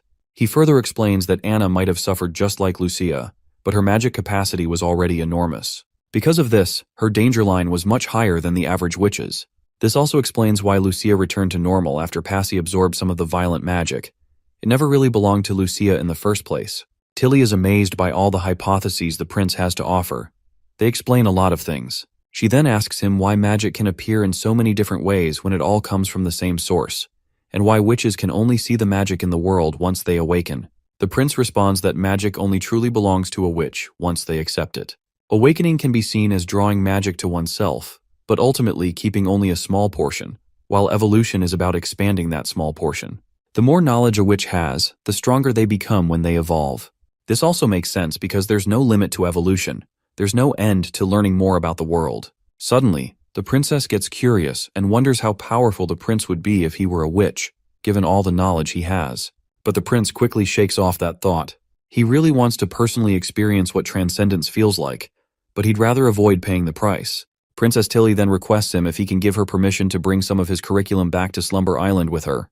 The prince agrees to her right away, as it will be beneficial for him if the witches on the Slumber Island evolve as well. Besides, she is sister, so he possibly can't say no. This remark leaves her embarrassed, and an awkward silence falls over the room. She doesn't say anything afterward and quietly decides to leave. On the other hand, the prince regrets what he said. He realizes that he probably overstepped his boundaries. He doesn't think she'd be interested in him saying that, especially since she hasn't fully trusted him yet. But just before she leaves the room, Tilly turns to him and admits that she would have been more glad if he were not her real brother. Later, as the prince sits alone in his office, he keeps replaying the phrase in his mind Tilly had said. While he's spaced out, Nightingale suddenly appears in the room. Prince wants to know if Nightingale understood what Tilly meant by those words, to which Nightingale says she surely has no clue. The prince definitely doesn't want to interpret this the wrong way. After spending time with her this winter, he has a better understanding of her personality. He wonders if Tilly might be saying she doesn't want the fourth prince to return, or maybe she was commenting on how he pulled her into their relationship. Nightingale then points out that since he's not her actual brother, he shouldn't be worrying too much about it. Not to mention, she didn't need any powers to tell that he was lying. I mean, since he is not her real brother, why would he be comfortable giving his Natural Science 101 lesson? The prince gets embarrassed, but quickly clarifies that since this winter will last a few more months, making a copy of his book won't hurt him. Besides, he is 100% sure that his sister has practically memorized its contents already. But still, she made a formal request to test his attitude. Since Slumber Island is made up of witches, they'll continue to solely rely on magic, whether they evolve or not. But he proudly claims that he is different. This knowledge can bring both witches and mortals to greater heights, because he relies on everything, not just magic. Later we find ourselves outside, where poor Lucia has just made her way into the facility. Anna is there too, and she makes sure to warm the poor girl up. Afterwards, Lucia looks at the table and notices various parts scattered around, then asks Anna what she's making. Anna explains that some parts are for new firearms, and the prince said he hasn't succeeded yet, so he'll need more testing. She then asks about the prince, and Lucia says he had some other business to take care of, so he'll be late. He will surely come since he also wants to get familiar with her new abilities. Anna is just glad to see that Lucia is making progress too. She promptly hands Lucia a metal piece and tells her to demonstrate her new abilities. Lucia grabs the metal piece, and as soon as she activates her magic, she finds her consciousness somewhere else entirely. She sees a lot of different colors on the surface of the metal she's holding. She's sure these aren't the tiny atomic particles the prince was talking about. These squares and spots are far too big to be those. Anna reminds Lucia that there's a larger category above atoms, known as elements. Lucia agrees, and explains that she read about how atoms form larger clusters based on different combinations, and the properties of those clusters depend on their structures. Judging from the prince's descriptions and categorizations, she's confident that's what she's seeing. Anna seems to finally understand.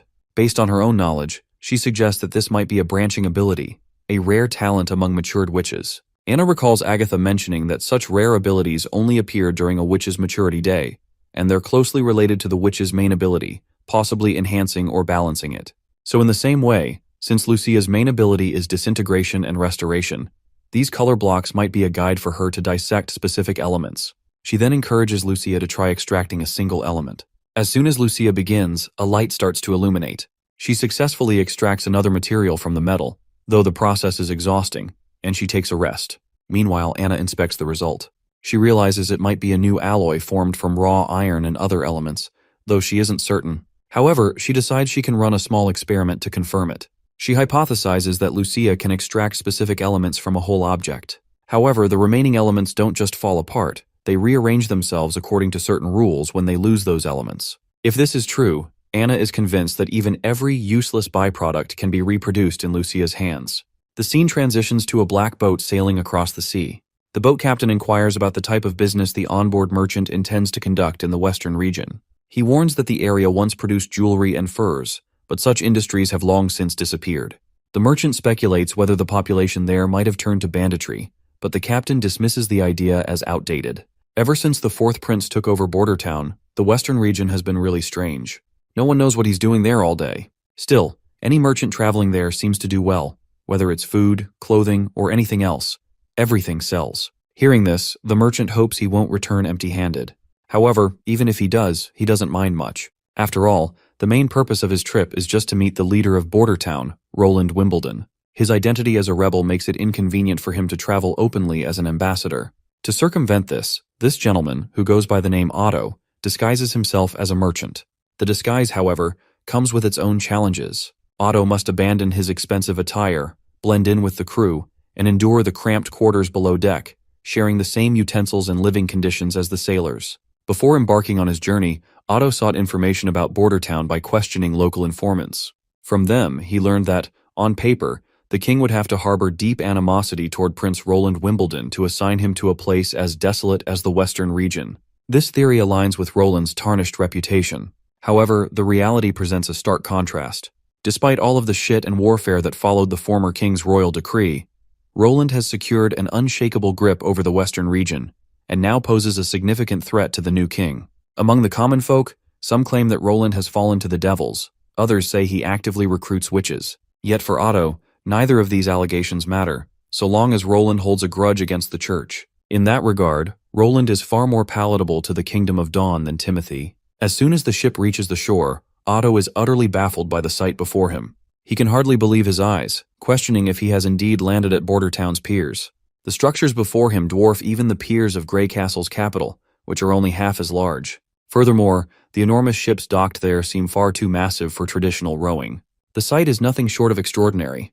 Beyond that, Otto notices organized cargo checkers at work and discovers that there are no toll fees, a concept that seems entirely absurd to him. As the carriage makes its way through the bustling marketplace of Border Town, Otto's astonishment only grows.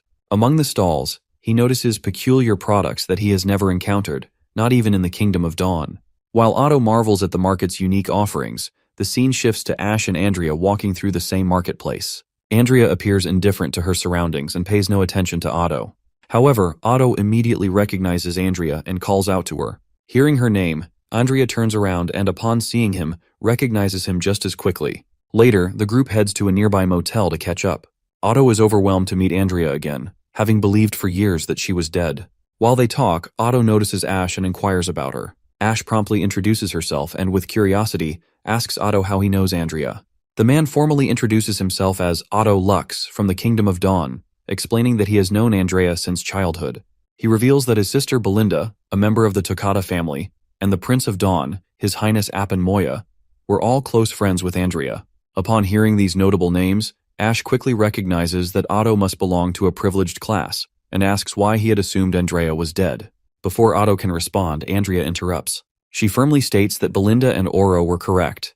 The young lady of the Quinn family is, in fact, dead. Otto is left bewildered, unable to comprehend why Andrea would say such a thing. To understand her statement, it is crucial to know the context.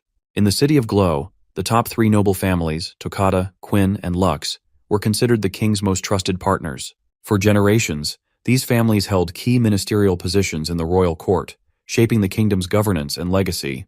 The Quinn family's daughter, Andrea, was renowned for both her beauty and her prestigious background, making her the object of many suitors. Otto and Oro were no exception, each vying for her attention in their own way. But everyone was taken by surprise when Andrea's horse-drawn carriage lost control and tumbled down the mountain during a spring vacation. After a long and arduous search, they finally found her broken and battered corpse.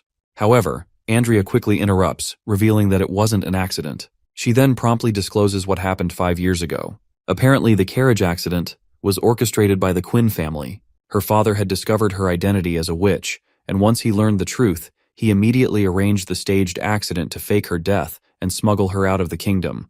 Eventually, Andrea settled in the northern region of Grey Castle, where she met Tilly. After hearing the truth, Otto reflects that the accident may have been for her own good, as it ensured her safety, given that the church was actively hunting witches.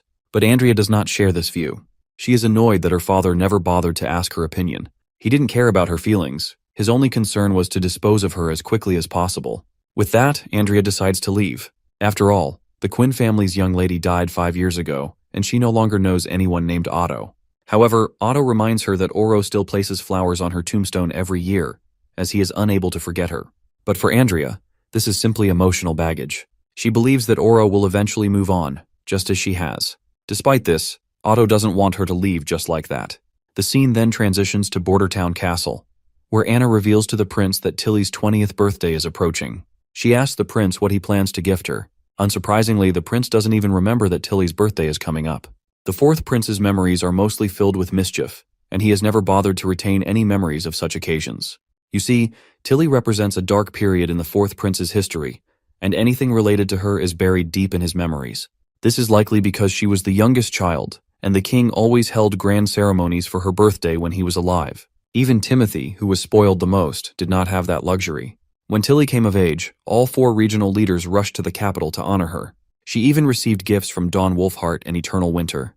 Timothy and Garcia were envious and wanted to teach her a lesson. Of course, the fourth prince was too cowardly to participate with his older siblings in this mischief, so he has no real memory of what happened. In the end, the older siblings poisoned the bear, and it died. Ironically, it was her favorite gift. Since he has no memories of her, the prince isn't sure how to approach the situation. But there is one thing on his mind. He decides to draw a bear and hopes to use Anna's abilities to pull off the gift he wants to give her. When the day of Tilly's birthday arrives, the prince shows up at her room with a giant gift box in his hands. Not only that, but he is also preparing to host a grand feast for her birthday celebration. Tilly is quite bewildered by this gift, as Roland has never given her anything before. He admits this is true, but quickly reminds her that he once gave her a goose feather quill. Regardless, he urges her to unwrap the gift. As soon as she does, she finds a cute panda inside. For some reason, she calls it a bear, so for the sake of it, we'll call it a bear too. Tilly gives the toy a hug, sinking into its softness and feeling incredibly cozy.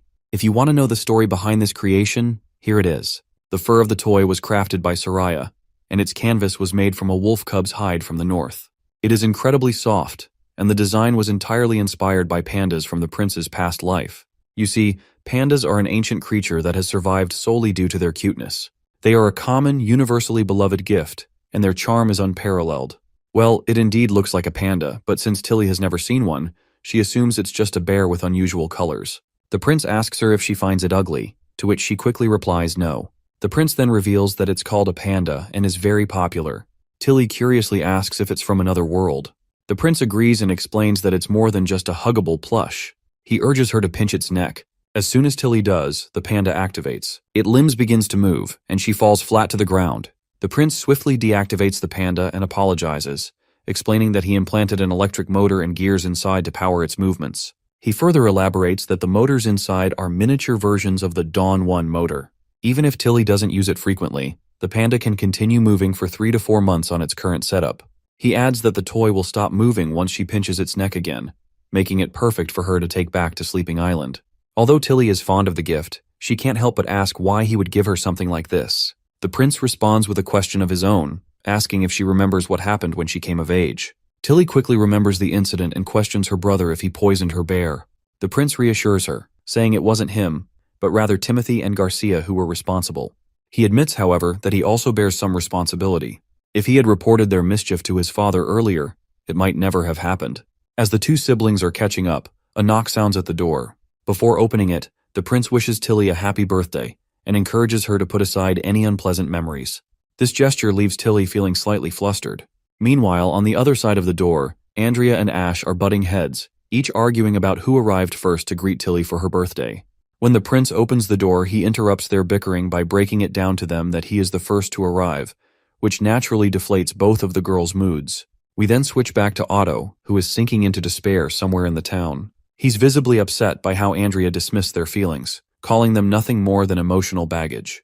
It's been 2 days since their last encounter, and Otto has walked through every corner of the town in search of her. He even spent the rest of the day wandering around the market, hoping to catch another glimpse of her, but to no avail. Despite his search, Otto hasn't forgotten his original purpose. While looking for Andrea, he's also been observing the miracles created by the prince. The black machines in the mines, towering metal structures by the Redwater River, and the canals that seem to flow everywhere. The entire town is incredible, and Otto can only record as much as he can for now, planning to pore over the details later. Suddenly, someone approaches Otto and questions whether he's a merchant. The dejected man is clearly not in the mood to respond, but the knight sternly states that they've received reports suggesting he might be a spy. They request that he put his hands behind his back and follow their instructions. He's warned that if he resists, they cannot guarantee his safety. When Otto reveals his true identity as an aristocrat from the Kingdom of Dawn, it's already too late for him. He receives a hard punch to the gut. However, the knights don't continue the beating after hearing the mention of his noble status. Still, they kick him again for resisting. Desperately, Otto tries to explain that he is indeed an aristocrat, and he is willing to show the documents he has in his bag. The knights, gritting their teeth, know that only the prince will hear his explanation now. If Otto reveals everything, there's a chance he might get out of this alive. Well, it was a rough experience, but at least Otto finally ended up in front of the prince. When the prince takes a look at the notes Otto had been preparing about Border Town, even he finds them unusual. It's not surprising that Otto was misunderstood, as many citizens didn't know where he came from, and it was his order to report anything out of the ordinary. The prince admits that Otto's arrest was rougher than it should have been, but emphasizes that most criminals immediately retaliate with weapons. Since the start of winter, 2 police officers have been injured in Border Town, and they were all Timothy's spies. While Otto understands the need for security and stability, he raises a valid point. This approach might hurt innocent travelers. Most people, unlike him, may not be able to produce documentation to prove their identity. The prince reminds him that he need not worry about that. He explains that the Justice Department's verifications have nothing to do with documents, and he has many methods to ensure the safety of innocents. It's the best of both worlds. Otto then goes on to explain that while passing through the capital, he overheard rumors among the merchants that Prince Roland is planning to overthrow Timothy. The prince stresses that Timothy should never have come to power. He killed their father, executed the first prince, and kicked the third princess out of the Grey Castle. The entire southern region is now devastated by warfare, and refugees are scattered everywhere. These are all Timothy's crimes. Only his departure will restore Grey Castle's brilliance. Otto can see the determination in Prince Roland, a drive to actually make a difference, something he never saw in Timothy. Otto then addresses the prince, stating that as a friendly neighbor, the Kingdom of Dawn wishes for Grey Castle to regain stability as soon as possible. He has come to deliver a request for an alliance from the King of Dawn. He didn't bring an official letter, fearing it might be leaked, but his king has granted him full authority on this matter. If their kingdoms can unite and become the 2 horns pushing back the church's assault, they will avoid the fate suffered by Eternal Winter and Wolfheart. But the prince points out that this plan doesn't seem very useful. The church's determination to swallow all 4 kingdoms is far stronger than Otto realizes. The prince begins to believe that Otto doesn't fully understand their ambition. However, he's willing to share everything he's gathered about the church, hoping that Otto can bring this information back so his king can reconsider the alliance. Defeating the church will require retaliation at full power, not just overwhelming intimidation. Shortly after, once the prince has finished revealing everything from A to Z about the divine warriors, pure witches and devils, Otto looks absolutely boggled. The amount of information he's just received is overwhelming, and he just wants to report it all to his king as soon as possible. The prince reminds him that this information is closely tied to the life and death of both kingdoms, so it's incredibly important. He further stresses that they don't have a lot of time. The scene then shifts to Andrea, where Xavi reports that Otto is about to set sail soon. She suggests that Andrea should at least send him off, considering he's her childhood friend. But Andrea refuses to meet him.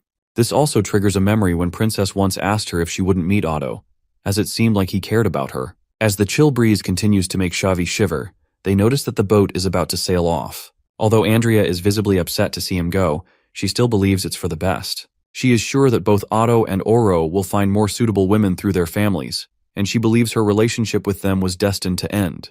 With that, she silently says goodbye to him without meeting him for the last time. Later, the prince walks into the facility where Anna is experimenting. He's finally here to see how much progress Lucia has made with her abilities. While Anna warms his hands, she reminds him that she's already successfully fractured new gun barrels and interlocking mechanisms based on his blueprints. However, she thinks some of the designs could still be improved, particularly one part. Prince expresses his appreciation for her hard work, genuinely pleased with her results. He's especially happy that despite only providing theoretical blueprints for the firearms, the practical application Anna has implemented has turned out so well. It's natural to have imperfections in such designs. Moreover, Anna's talent and analytical skills far exceed his own. He believes that one day, her work will surpass his own achievements. Anna then bows her head, hoping for a pat on the head, and the prince fulfills her request with a smile. Next, Lucia reports her progress. She explains that it will take her longer to work with the steel alloy, as there are simply too many elements to separate. As the prince reads her notes, he's pleased to learn that the superior steel she created by controlling its purity and carbon content is only the beginning. With the various elements now at their disposal from the northern mines, he knows the work ahead will be difficult, but he's willing to try whatever it takes. He then asks to see the tests Lucia conducted, and she promptly presents them. I have already dragged this part out a bit, so let's summarize the next part. Agatha is also working on her project. She's in the process of creating nitrogen, while Soraya's task is to make containers to seal it. With all these components, the prince is planning to eventually create a light bulb. It's the dead of night, and everyone has gathered outside in the courtyard, yet no one seems to have any clue what the prince is planning. Wild guesses float through the air as the crowd murmurs in confusion. Then, with a single press of a button, the prince debunks all the wild guesses when the bulb lights up to life. The sudden brightness is blinding, and even lightning has to shield her eyes from the sharp glare. The crowd gasps in awe, and the prince explains to everyone that this is a light bulb. Unlike candles, it won't be extinguished by the wind, and unlike bonfires, it requires no maintenance. From this day forward, the entire town will have access to lights like this. Anna then announces Sister Moon is the true hero of the hour. It is thanks to her efforts that they are able to see light in the night. Some days pass, and the town is bustling with activity despite the harsh winter. The townsfolk are busy clearing snow from the roads, and life seems to move forward smoothly. However, beneath the surface, shady dealings take place as goods are exchanged illegally in secret corners of the marketplace. In the middle of one such illicit transaction, the town's officers raid the scene. One of the shady businessmen is quickly captured, but the other attempts to flee with his goods. His escape is short-lived, however, as he stumbles upon Wade, who promptly arrests him. Later, the two men are brought before the prince. With a cold, commanding tone, the prince demands they reveal their schemes. He warns them that any attempt to lie will result in harsher punishments. The bald man is the first to speak. Nervously, he admits that he had taken some wheat he purchased from the city hall and ground it into rough flour. He then mixed it with wild vegetables and baked it into bread to sell at the market. He insists that he was trying to stay within the law, as the prince had allowed the sale of foodstuffs other than staples. It was a small business that earned him a few silvers each month, just enough to get by without starving. The older man further explains that he couldn't afford to spare any more grains, so he sought out farmers who hadn't sold all of their produce to the city hall. Desperation drove him to buy directly from them, skirting the centralized distribution system. The guy with the yellow head quickly admits to his crime as well. He confesses that he sold grains illegally because he had no other choice. He claims that the city hall officials refused to purchase all of the wheat as promised, leaving farmers with surplus grain and no income. Selling the excess was the only way he could survive. This seems like a serious matter for the prince. Despite the repeated warnings about the illegality of privately selling staple food, some people still take the risk for extra money. However, the prince is more concerned with the city hall officials not buying up all his crops. To address the issue, the prince directly questions the city hall representative, asking if they refuse to buy the crops. The representative respectfully explains that City Hall didn't stop purchasing after the harvest, but prices were adjusted based on the quality of the wheat. At first, the price was nearly identical to the old rate. But when winter set in, most farmers didn't have proper storage facilities and were living in temporary shelters. As a result, the quality of the wheat they had plummeted, often becoming moldy, so the price had to be reduced. Most of the grain City Hall received was either wet or moldy, making it impossible to store further. As a result, City Hall halved the price. Yellowhead's face goes pale. In a panic, he tries to justify himself, claiming that getting half the price is basically the same as getting nothing. He complains that he worked all year only to receive such a low rate. To him, the situation felt worse than dealing with the black market. As far as he can tell, prices were supposed to be fixed and stable. That's when Old Man Barov steps in, sternly scolding the farmer. He points out that the farmer would have received the full price if he had sold the wheat on time. Barov accuses him of hoarding and asks if he really thought City Hall wouldn't notice his scheme. Barov explains that hoarders like him gamble on the town's food supply running low so they can sell their stock at 3 or 4 times the price. Now that the prince has heard both sides, he declares both of these guys guilty. The farmer, Soya, privately sold crops with malicious intent, so he'll be sentenced to 10 years in the mines. If he shows good behavior, the punishment could be reduced. As for this bald citizen who was also involved in the crime and used subpar grains to bake bread and sell it, he'll face 10 years of labor and a fine 3 times the profit he made from selling the bread. This will take effect immediately. The prince then addresses Sirius, the city hall representative, and instructs him to turn this into an announcement, pin it on the bulletin board.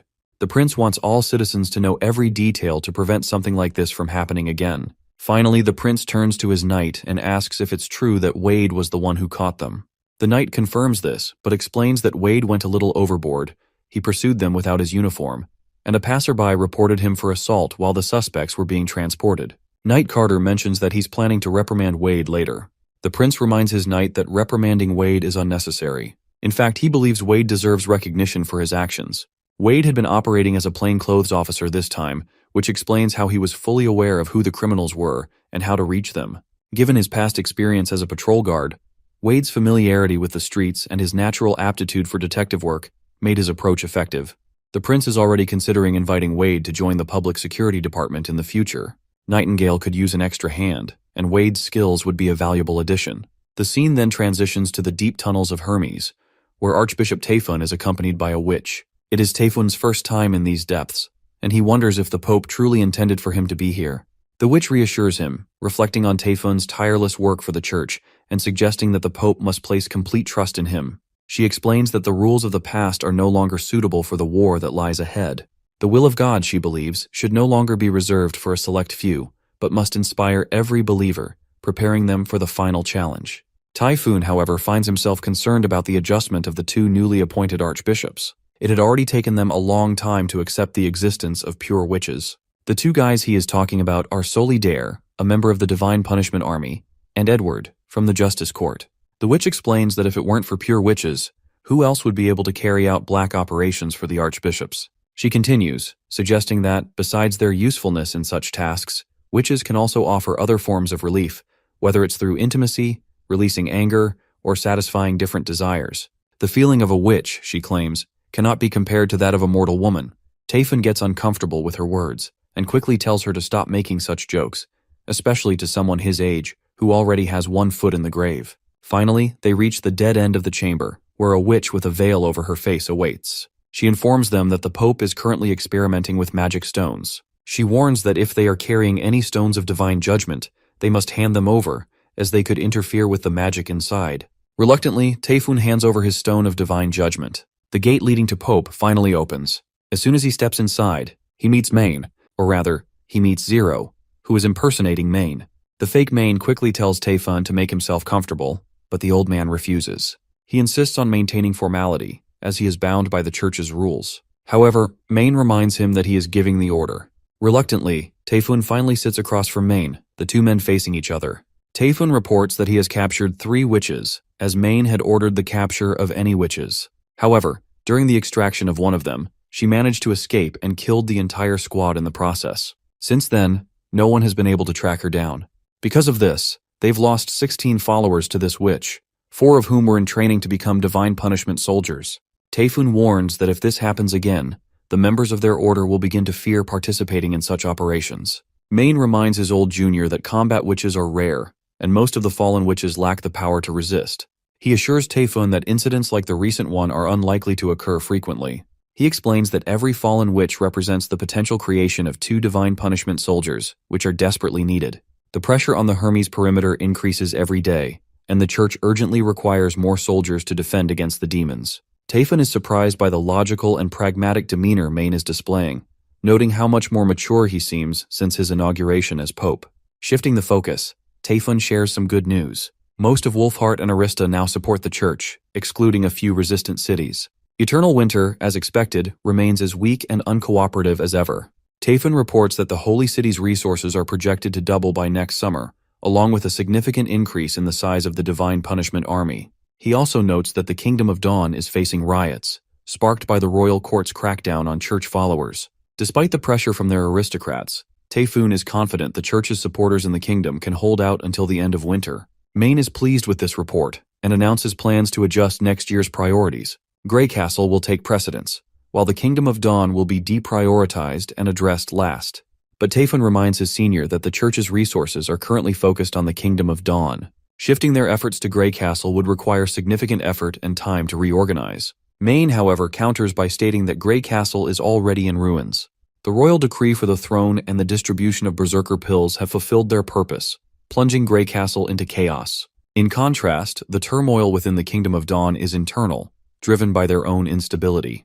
It is only a matter of time before they destroy themselves, so the order of their priorities is less critical. What concerns Main the most is the western region's Roland Wimbledon. Over the past year, Main has gathered detailed reports and uncovered something alarming. Apparently, every operation against Roland, whether orchestrated by the church or by Timothy, has failed. Individually, these failures might not seem significant, but when viewed together, the pattern is deeply concerning.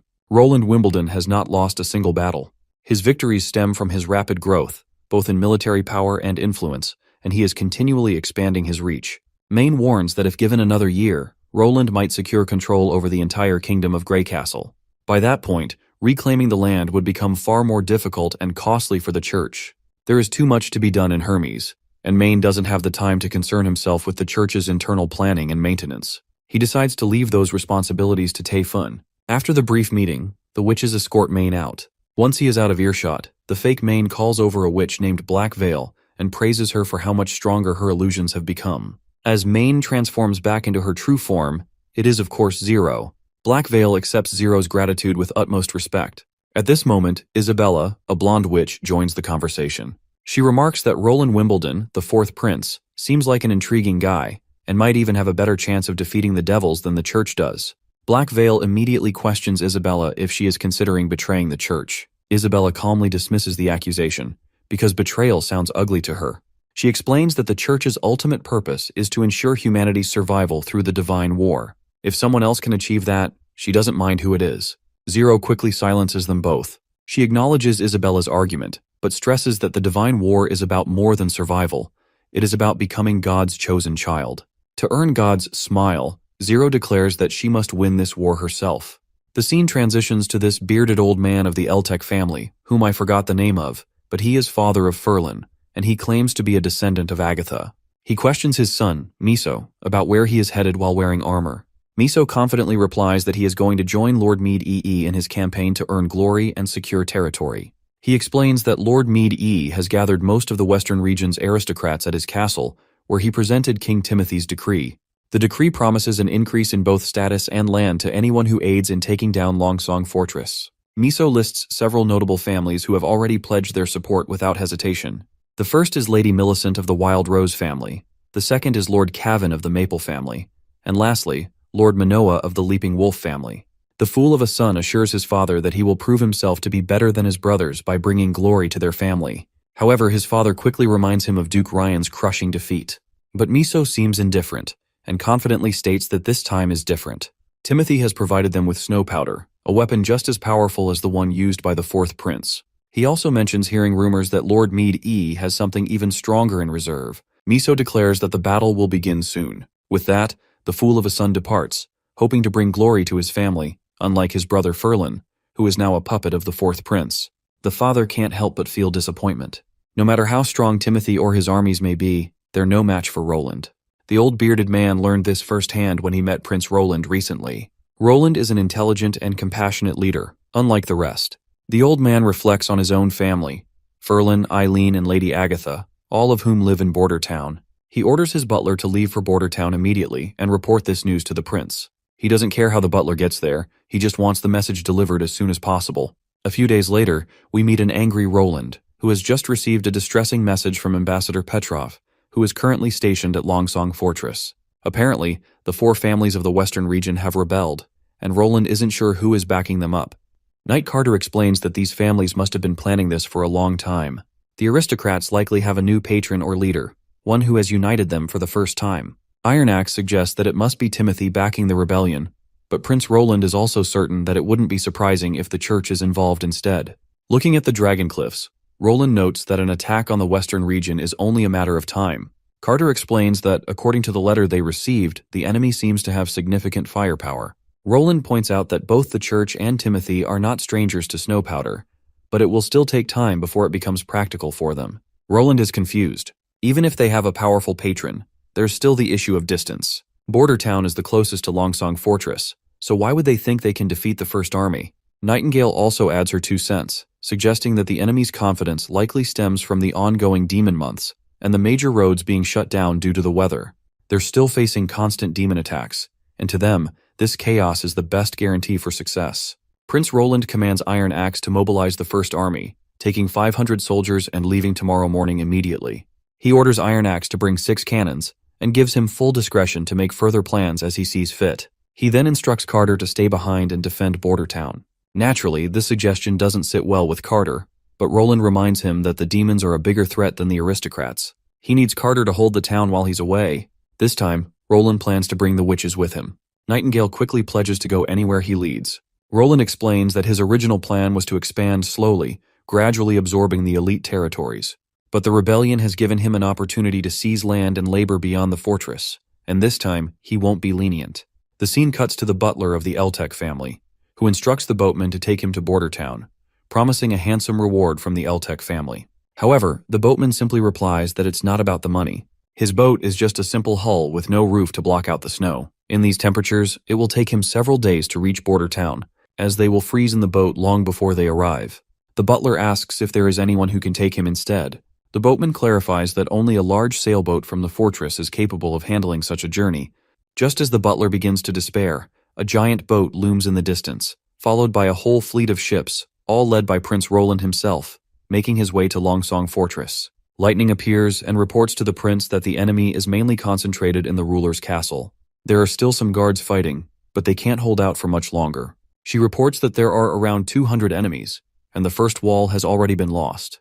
The enemy seems to have something similar to muskets, but they are completely different from their own. She also informs the prince that Ambassador Petrov is frightened because his family was attacked, and he quickly pulls his father into the castle for safety.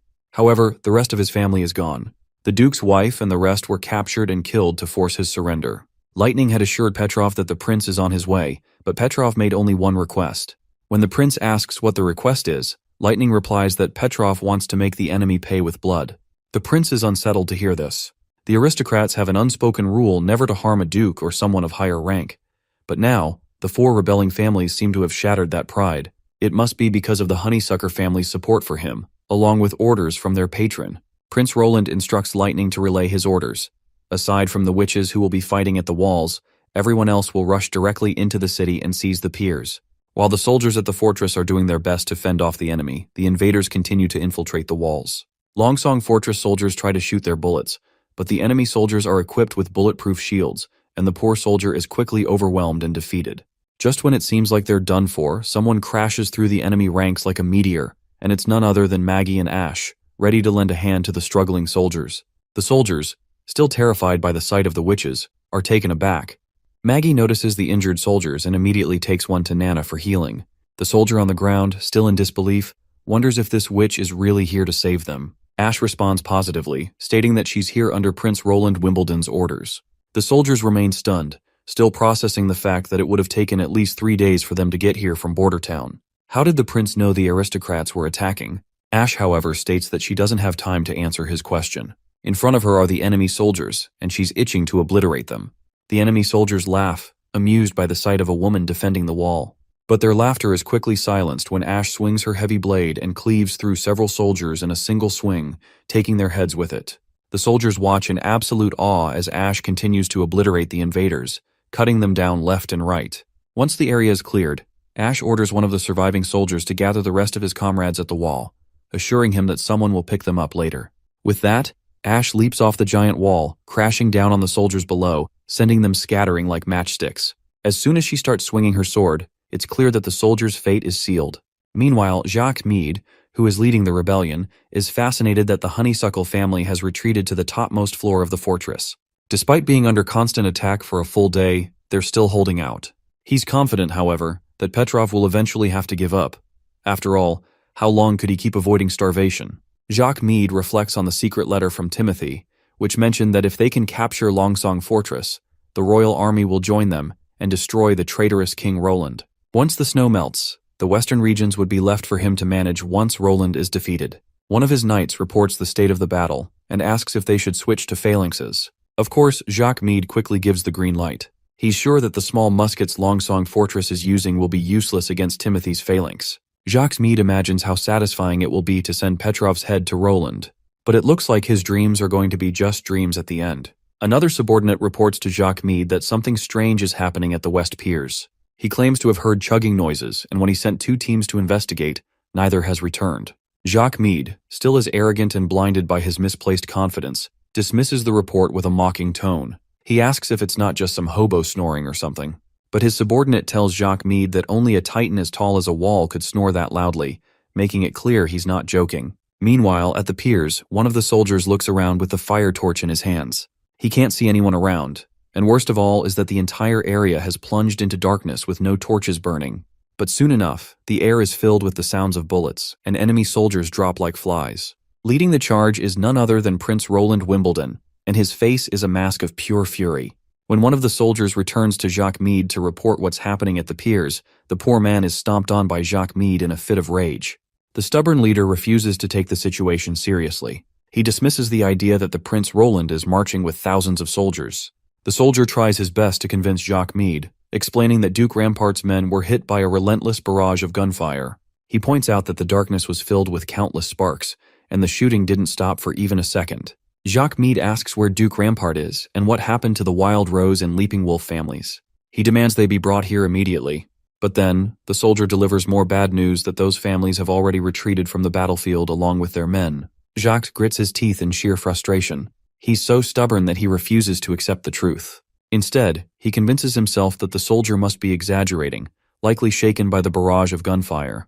Jacques reasons that muskets might be powerful, but their range is no more than 40 paces, and their reload speed and accuracy should be pretty slow. Even if the enemy troops are equipped with those weapons, he's confident that if they gather all their knights and charge during the reloading phase, they could overwhelm them.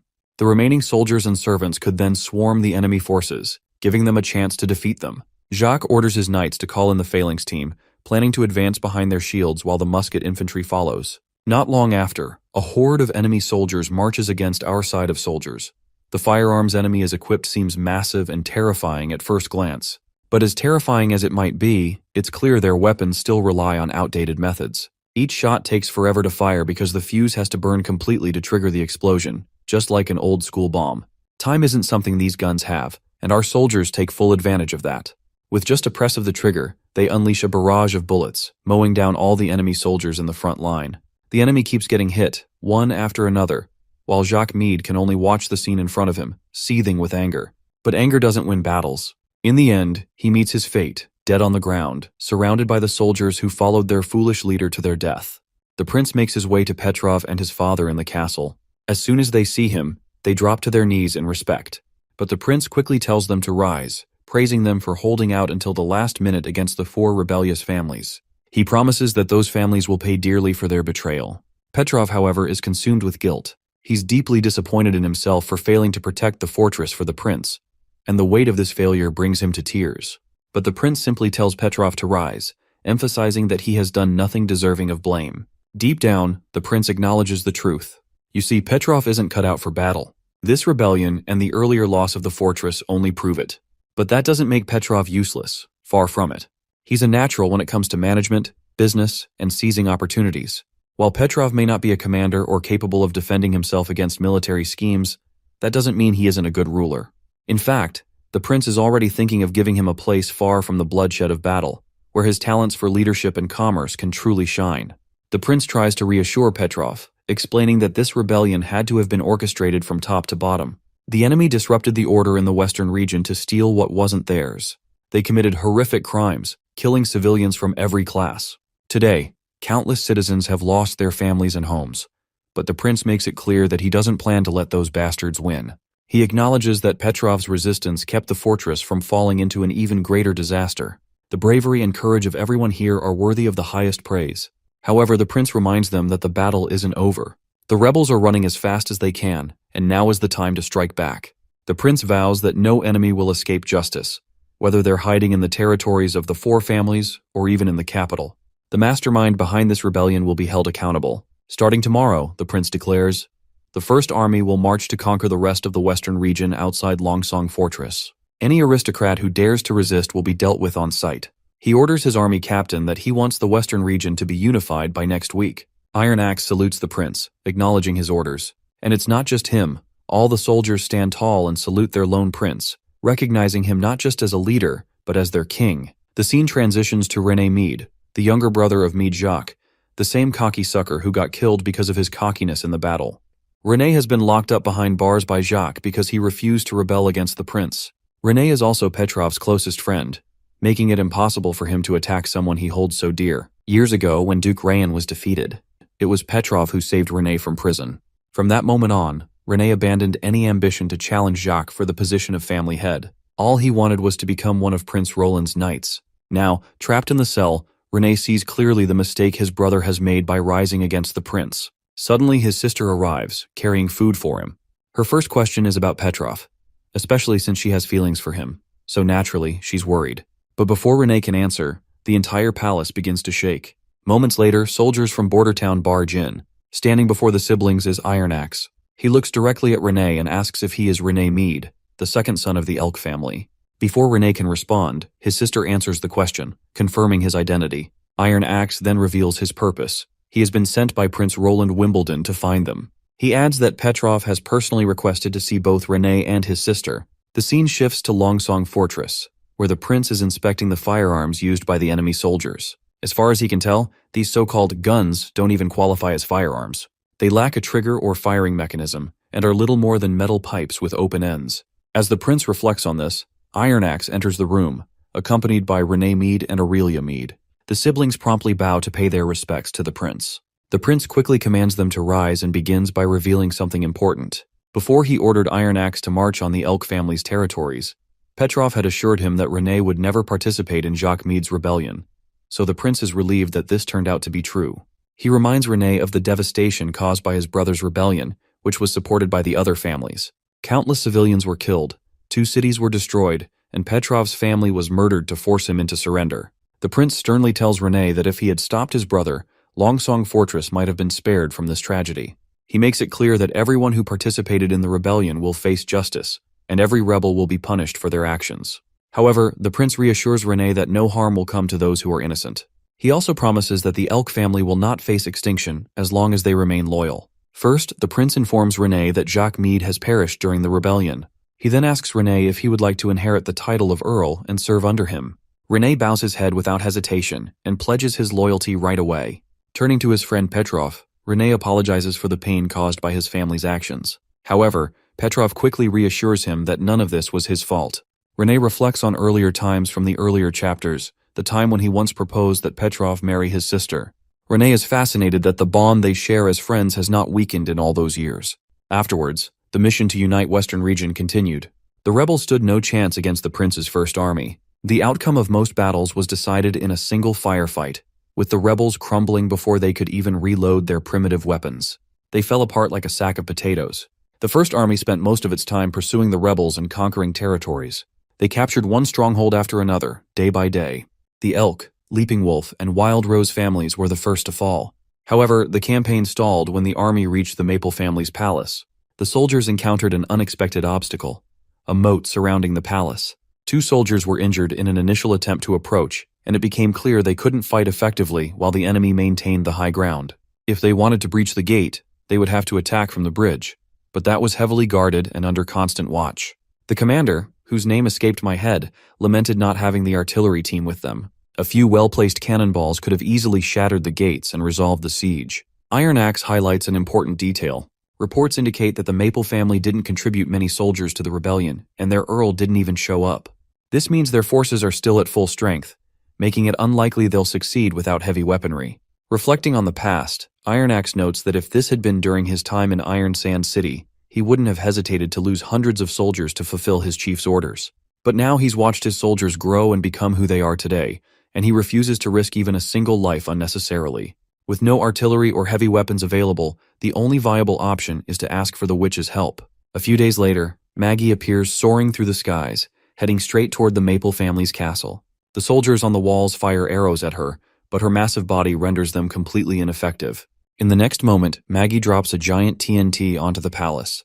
The explosion is immediate, and takes the entire structure in flames, reducing it to a charred ruin in a single swoop. Iron Axe stood watching as the Maple family fell, and with their defeat, he gave the final signal for his soldiers to charge forward. The Maple family was taken down completely. By the time Iron Axe returned to Longsong Fortress, it was the 6th night, and the entire western region was finally under the prince's control. Petrov then came to meet the prince, carrying the completed reports and estimates. He had organized the remaining aristocrats of the western region into categories, and even listed them in alphabetical order by name and criminal status. The findings were staggering. 64 aristocrats were found guilty of participating in the rebellion. 137 aristocrats either refused to participate or were unaware of the rebellion. The rest were knights, nobles, or other non-participating aristocrats. The highest-ranking guilty party was Roman Camellia, the Earl of the Maple family, who had already been captured by Iron Axe. The rebellion had wiped out the 6 prominent families of the western region. The Lion, Leaping Wolf, Maple, and Wild Rose families were now effectively extinct. The Honeysuckle and Elk families had been spared, but their influence and power had been reduced to nothing. With the rebellion crushed, the entire western region was now firmly under Prince Roland's command. Petrov reports that Iron Axe has provided him with a list of criminals, but he's unsure if he should hand it over. He worries that Iron Axe may have made a mistake in his judgment. However, the prince assures him that Iron Axe is incredibly skilled at interrogations. The prince trusts Iron Axe's final ruling. In fact, every aristocrat prisoner had been verified by Nightingale, ensuring that no innocent person was punished. Petrov then asks the prince what he plans to do with the guilty aristocrats. Seeing the hesitation on Petrov's face, the prince asks if any of his friends are listed among the criminals. Petrov replies that none of his friends are involved, but he's concerned that executing the criminals might pose a risk to his rule. He worries that doing so could stir unrest and opposition among the citizens, leading to potential rebellion against his leadership. The prince, surprised by Petrov's political maturity, realizes that Petrov has thoughtfully considered the consequences. He's impressed by how Petrov has set aside his personal feelings, weighing the outcomes of such a decision. Instead of growing bitter and cynical about the violence, Petrov has learned and matured from it. The prince reveals his plan to Petrov, explaining that he intends to publicly announce the entirety of the situation. He will list the names of the rebels, including aristocrats, soldiers, servants, and guards. The organizers who directly instigated the rebellion will be executed, along with others who committed murders. The remaining rebels will be sent to other mines for labor. In the end, only 5 or 6 aristocrats will be executed. The public will likely assume that the rest were spared because of their expired privileges. The prince believes that, after this, no one will consider the actions cruel or unusual. After all, rebellion is a grave offense. With the obstacles in the western region now cleared, the prince is confident that the new laws and systems will be respected and implemented without hindrance. He sees this as a significant step toward building a true city, where order and structure prevail. The prince plans to begin the renovation of his fortress, starting with the installation of French windows. 3 days later, the prince gave a speech at the Longsong Fortress Theater.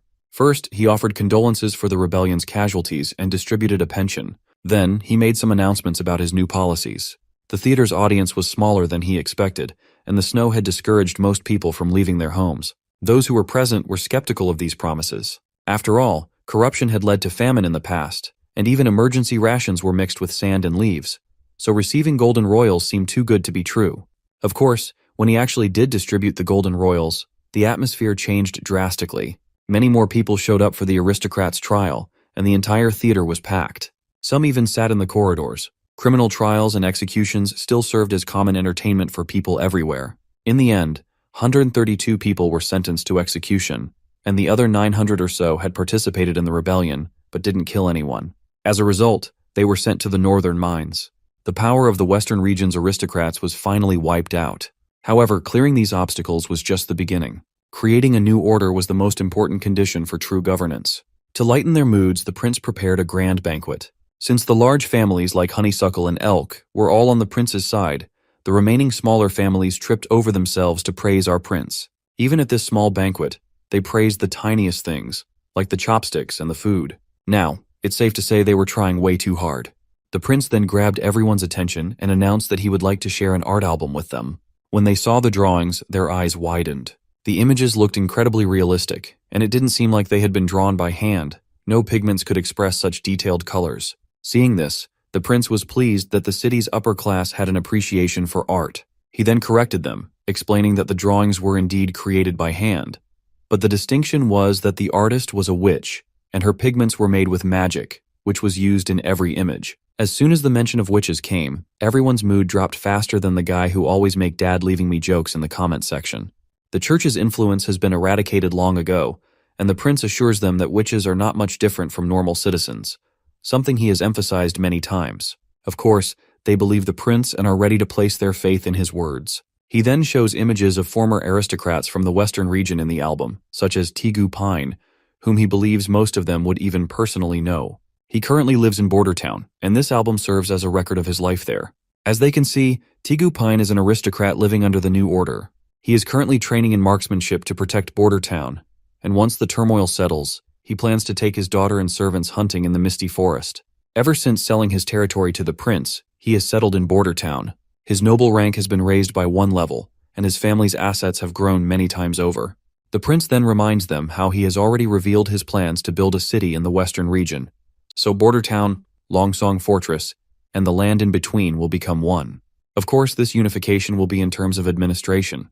In other words, the new city will follow the same laws and policies the prince has set up. This is part of the reason why he needs to collect aristocratic territories and assume bureaucratic powers. One person questions what will happen to their lands. The prince assures them that the land will still belong to them. Under this new order, any invasion attempt will be dealt with by the military. As long as everyone follows the law, there will be more opportunities for them to profit than they could ever imagine. The principle is similar to the cake he is cutting right now. Why settle for a small slice now when they can have a much bigger piece? None of them have been to Bordertown, so it's normal that no one knows just how much bigger it can be. During the 2 previous quarters, Bordertown income has reached 30,000 golden royals. Of course, this revelation boggles everyone's mind. The prince continues explaining that if it weren't for the month of demons, that number would have grown by another 10,000 by now. Since aristocrats will manage their own business, these numbers will come to them soon. One of them asks if the prince is basically implying that they will have to run the fortress. The prince responds with a yes, but also with a no. You see, the fortress will become a region of the city, governed by the general city hall. The prince will build a branch of the city hall at Longsong Fortress, and it will follow the Bordertown's format, creating many smaller departments. Each of them will work at these departments and handle their respective operations. Managing a region is an incredibly complicated job, and while it can bring huge benefits, it's not easy to handle. After everything settles in Longsong Fortress, all of the new aristocrats will come to Bordertown in order to gain experience firsthand how an effective city hall is run. Everyone present here will also have to take classes on management. For now, this is all the prince has to share. The next topic is about rats, and he wants to ask what everyone knows about these shady people. Renee reveals that rats collect intel on the streets, and that he used to be affiliated with them. The prince curiously asks what kind of relationship he had with the rats, to which Renee hesitantly admits that he used to be the leader of the Blazing Fire Gang and had helped other gangs fight for territory before.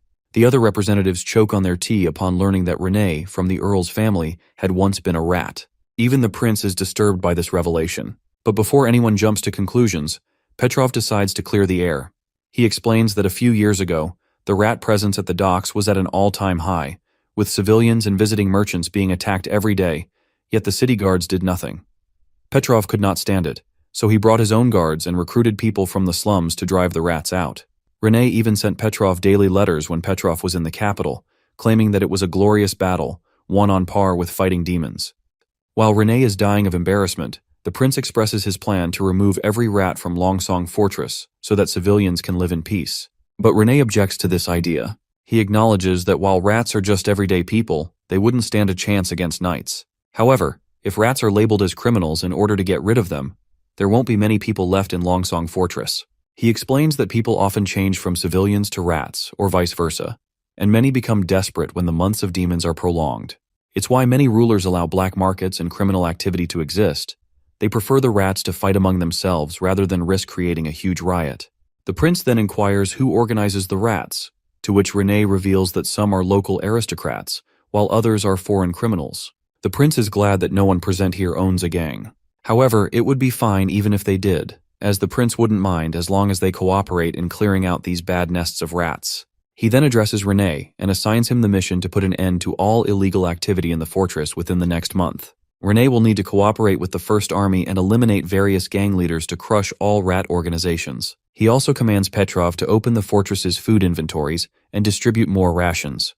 Some present there quickly object to this idea, arguing that if they coddle the public, they will only demand more, and by then, everyone will become beggars in the city. The prince finds himself disappointed that these aristocrats could only think of the negative all the time, which makes him believe they are lazy and foolish. He is certain that all these commoners need is a good role model and proper direction, and they will become the real backbone of the world he is trying to create. So he declares that he has made up his mind, and this will be his first lesson in teaching how to run a proper city hall. Every citizen needs to understand every detail of public policy. He wants everyone to answer the public's questions and listen to their feedback, because this is how an administration avoids becoming an empty shell. You see, new ideas, unified laws, enforcement, and political transparency are everything the prince is preparing for his new order. The scene then transitions to Sister Echo, followed by Iron Axe, who reminds her that the fortress is not as safe as Border Town, so she shouldn't wander alone. The prince had also asked him to guard her if she left the castle without any other witches. Every time Iron Axe talks to her, he refers to her as Chief. After all, she was the chief of the Osha tribe under her former name, Drow Silvermoon. She doesn't like being called by this title, but Iron Axe continues to do so because this is how he sees her, even to this day. The other citizens begin to stare at them, so she decides to wander off to the other side of the shore. As she walks around, Echo points out how Iron Sand City was nothing like this. Before leaving the southern region, she thought the entire continent looked the same and never expected anything other than sand. Water and oases were precious resources that people would die for, but here, no one would bleed for the Redwater River, and water is available everywhere. But Iron Axe reminds her that people still fight for other things, such as golden royals, jewels, pride, and status. He believes that battles are everywhere, no matter the circumstances. Echo, however, still believes that the prince could stop the war. Even Nightingale told her that the Sand Tribes, Grey Castle, mortals, and witches, all of them would enjoy resources equally and live as they wish. She then questions Iron Axe if he wants to return to Iron Sand. The big guy responds that he has already sworn allegiance to the three gods and will serve Roland Wimbledon forever. However, she doesn't need to worry, as the prince promised her revenge, and he won't go back on his word. When the day of their return comes, everyone will respect them. But Echo doesn't want to be the chief of the Osha tribe anymore. She likes to stay near trees and greenery, and she enjoys being with Wendy and Nightingale. She also likes to learn the songs that the prince teaches her. While she does wish to go back and visit one day, she doesn't want to remain in the desert and endlessly quarrel for water. She decides to start practicing her voice here, as no one is around and she won't be disturbing anyone. She tells Iron Axe that she has made a song for her home and wants him to hear it. She explains that she used the techniques the prince taught her, advising her to mix different instruments together to create a layered tune. But the names were strange. She is sure that only the prince would come up with words like techno and heavy metal. Iron Axe just smirks, believing that the prince is naturally different, and in fact, he is the child of God. Echo then begins her singing, and as she sings, the atmosphere around her begins to shift. Since this song is directed at her home, the entire mood changes, and the scene starts to transform into a sand-filled landscape, even though it's the dead of winter. Once Echo stops singing, everything returns to normal. However, Iron Axe notices that the sand that appeared during her singing is still present on his hands. Later, he reports this to the prince, explaining that he saw the desert in Echo's voice and even found specks of sand. He emphasizes that he didn't find them intentionally. He was completely immersed in the moment and didn't even consider if what he saw was real. The prince is unsure of what to make of this, while Iron Axe continues to convince the prince that what he is saying is the truth. Although when she sang other songs, he did not see much, but the experience was surreal. The prince then presents the sand to Nightingale, asking if she can tell whether it is the product of magic. However, even Nightingale has no clue what is going on, as there is no trace of magic on the sand. But when she looks at Echo, she can see that her magic has solidified. Sister Echo seems glad to hear this happy news, while Nightingale reports that Echo's magic is like a blue jewel, as clear as water, and she is just as strong as Maggie. The prince then suggests that although sand is everywhere, Iron Axe wouldn't claw through the snow and dig some out to trick him. With that in mind, he wants to test her abilities himself, and tells Echo to sing the tune she created for her homeland. As soon as she does, the entire building begins to echo with her sweet voice. After hearing her tone, Nightingale reports that she heard the sound of wind through the trees, and the temperature rose slightly. But the prince states that he didn't see a desert, which means perhaps her magic didn't work as expected. Iron Axe continues to insist that he indeed saw the desert. The prince then decides to conduct another test, telling Echo to just sing the song he taught her. Echo begins singing again, and it seems like the experience is different for everyone. For instance, the song Gorillas that Echo played makes Sylvie remember the fear she felt when she first saw a cannon fire. The prince has also started to figure out that a song becomes more significant if the audience has a personal memory related to it. Only then can they truly sink into the illusion it creates. Iron Axe relates to the southern region's culture and environment because he grew up there, and that's why he can feel the desert in Echo's song. Since the prince himself hasn't been there, he can't experience the same thing. However, the prince doesn't have the means to test the full extent of Echo's abilities for now, but he is very curious. He wonders if, when the audience is fully immersed, the illusion could actually become reality. He has high hopes for Echo's new ability. He sees the potential for her to motivate soldiers, calm crowds, and perform in the theater, using her magic to influence those around her in powerful ways. Her influence over emotions would be a priceless asset for our prince in the coming days. The scene transitions outside, where Renee delivers an announcement on behalf of the protector of the Western region, Roland Wimbledon, and the minister of Longsong Fortress, Petrov. Starting today, the Fortress City Hall will purchase any extra grain from citizens. However, beginning next month, all private sales of food will be considered a crime. Only the City Hall will be allowed to buy and sell grain. Anyone caught committing this crime will be severely punished, and anonymous reports will be rewarded with 25 silvers. The announcement sparks an uproar among the citizens, who find it ridiculous that Petrov is planning to ban private food sales. Renee tries to calm the crowd, assuring them that he will address all their questions one by one. Meanwhile, the scene cuts to this shady hobo kid, who looks like he's on a mission. From his perspective, he believes that what Renee just announced will cause chaos. If the aristocrats and merchants hoard all the food again, a massive riot is inevitable. After all, most people depend on the rats for their food supply. In a back alley, this blonde teenager meets with a group of his fellows and quickly reports what he overheard. He expresses his confusion about what the wealthy are thinking and shares his concern about how they'll manage to get food now. This group of hobos begins to worry about their future survival. They mention two witches, Paper and Fang, who used to help them earn food. While we haven't met Fang yet, we know Paper has already been escorted to Border Town by Petrov. Kanash, the local underworld boss who dominates shady dealings in this particular area, becomes their main concern. They fear he'll use this food crisis to blackmail them at every turn, further tightening his grip on their lives. But their worries are eased right away when they hear the announcement that everyone will be entitled to 2 bowls of hot porridge per day, served at noon and night.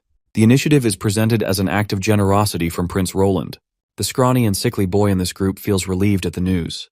For a brief moment, he wonders aloud if this might mean they no longer have to worry about being threatened by Kanash for food. However, his more cautious friend quickly clamps a hand over his mouth, because speaking ill of Kanash in public could lead to serious trouble if overheard. Meanwhile, Renee continues with the announcement, revealing more about the City Hall's plans. Alongside the porridge distribution, Prince Roland intends to crack down on criminal activities that threaten the lives and properties of the citizens. Renee warns everyone to steer clear of black markets, pubs, gambling houses, and other places associated with trouble during this time. He assures them that the prince has provided public safety officers and police to maintain order and protect the people. The group of hobo kids begins to worry again. They fear they might be forced out of the city entirely, and if that happens, they have no idea where they would go or how they would survive. The scene then shifts to Kanash, who is shown smirking wickedly. He appears unfazed by the City Hall's measures. In his view, no aristocrat, no matter how influential, can truly maintain control in foreign territory. What truly matters, he believes, is who controls the local power. Even the King of Grey Castle, in his opinion, rules in name only. In simple words, Kanash basically thinks that rats are the need of the filthy rich, otherwise they won't be able to run their business. Though Kanash is confident in his own perspective, he finds the second part of the announcement strange. Normally, if those in power wanted to issue free food to gain support, they would inform the rats first, ensuring the system worked smoothly. Yet this time, it seems like the food distribution plan is being presented as something meant for the entire city. To him, this approach seems excessive and unusual. He resolves to consult his boss, the leader of the Bloodhand gang. Only his boss knows the full extent of what's really happening behind the scenes. It turns out the information about the City Hall's announcement was brought to Kanash by none other than the blonde kid and his hobo friends. However, instead of rewarding them for delivering such crucial news, Kanash reacts with cruelty. He completely bans them from ever tasting the porridge offered by the City Hall. Moreover, he threatens that if they are caught sneaking out to eat the free food, they should consider their mouths sewn shut as punishment. Later, as the group walks through the grimy streets, the blonde kid is determined to taste the porridge despite Kanash's warning. His cautious friend reminds him of the threat they were given, but the blonde kid brushes it off. He reassures them that their friend Sunflower is keeping watch, and that right now, and Kanash's closest followers are currently all huddled by the fire, so no one will notice they've slipped away. But the scrawny friend they are carrying, whose name is George, is in worse shape than ever. His condition is rapidly deteriorating, and anyone suffering from the freezing sickness won't survive without food. The black bread Kanash gave them is nowhere near enough to stave off hunger, and George needs something more, and a bowl of hot porridge might be the only thing that can give him a chance to survive. As they arrive at the city hall to receive the porridge, the blonde kid is actually surprised that food is actually being served. The line stretches long, and as they try to sneak into the front, one of the city hall officials warns them not to push or cut the line, or else they'll be disqualified from receiving food. The blonde kid insists that his friend is sick and urgently needs food to survive. George has been starving for days and is now suffering from the freezing sickness. City Hall Officer Wade quickly gestures to his fellow officer to take the sick boy and tells the other two kids that they can find their friend here once he has been cured. Instead of waiting in line for their share of porridge, the blonde kid decided to return to their camp. If they stay here, it would take at least half an hour to get the food, which could put Sunflower in danger. However, when they arrive, they find that their worst fears have already come true. She is already in danger. The filthy scumbags have strung her up with a rope around her neck. She's barely surviving, desperately balancing on her tiptoes on a short bench to avoid suffocating. She is getting brutalized because the others snuck out of the place. Before the two boys can intervene, the thugs cruelly kick the bench out from under her feet. The real horror begins. The blonde kid and his friend rush to save Sunflower, but the thugs are quicker. They strike the two boys over the head, knocking them unconscious. With the boys incapacitated, the scumbags turn their sadistic attention back to Sunflower. One of them decides to pry out one of her teeth, while another thug viciously pounds on the blonde kid, who is starting to stir. But suddenly, the rope around Sunflower's neck is severed, cut by someone or something unseen. This familiar purple mist starts to fill the area, and before the attackers can understand what's happening, shit goes to hell. In just a matter of seconds, two guys have been taken down. That is when someone crashes down from the rooftop, and it's Ash, the mad lad lady. More and more of the thugs swarm the area, but Ash swings her blade and sends everyone scattering in every direction. Nightingale is also present, having taken care of the other attackers with equal skill. The blonde kid rushes to tend to his injured friend. It's then that Officer Wade arrives, raiding the scene with her team. He demands that everyone drop their weapons, declaring the arrest is being made in the name of His Highness Roland. Seeing the overwhelming power of the City Hall forces, the blonde kid is left stunned and overwhelmed. The announcement turned out to be true. These officers, sent by Prince Roland, are indeed here to arrest the rats. By the way, as I mentioned earlier, he is the same kid who used to be with Paper, and he was devastated that Petrov took her away from him. But right now his eyes fill with tears when he realizes that the promises made by Petrov and the prince are not shallow. All the rats at the scene are arrested, including the group of kids. Nightingale approaches the blonde kid, telling him to answer truthfully. She asks him if he has ever killed anyone or robbed anyone. The kid quickly responds with no. Since he is spitting the truth, Nightingale tells him to go get some porridge. She then turns to the other two kids, but before she continues, the blonde kid asks her if she's a witch. Nightingale responds affirmatively, and the kid reveals that these thugs are Kanash's underlings, and that Boss Bloodhand is the true leader of the rat faction in the fortress. He believes that catching them is key to eradicating the entire rat faction. Nightingale reassures him, promising that no criminal will escape justice. This assurance brings a small, hopeful smile to the kid's face who were brutalized by these bastards. The three kids rush to join the queue, feeling a sense of happiness and relief now that they've been saved by a witch. They're excited about the possibility of meeting Paper someday. After standing in the line for a while, they finally reach the front and get their turn to receive food. As they collect their bowls, Renee announces that once the months of demons come to an end, Longsong Fortress and Border Town will combine to form a new city. The land in between will need to be developed, which means new jobs will be available for everyone. For the blonde kid, this means he won't have to live like a rat anymore, and with his new opportunities, he'll have a better chance of meeting Paper one day. But that's a story for later. We transition back to Border Town, where Wendy and Sister Scroll are sitting down for some tea, trying out a new blend from the City of Dawn. It's a peaceful moment, and they're enjoying the warmth of their drink. Meanwhile, Paper is in a different part of the town, focused on trying to ignite the stones in the divine sigil. Unfortunately, she's still not strong enough to light them all. After her little cute struggles, she turns to Wendy with a curious look and asks when she'll be able to ignite the second stone. Wendy, in her usual calm and wise manner, reminds her that she can only ignite the second stone once she's older and more powerful. In the meantime, Wendy suggests that Paper should just enjoy her hugs and focus on her growth. That is when the scene pans towards Spear Passy, who is sitting nearby.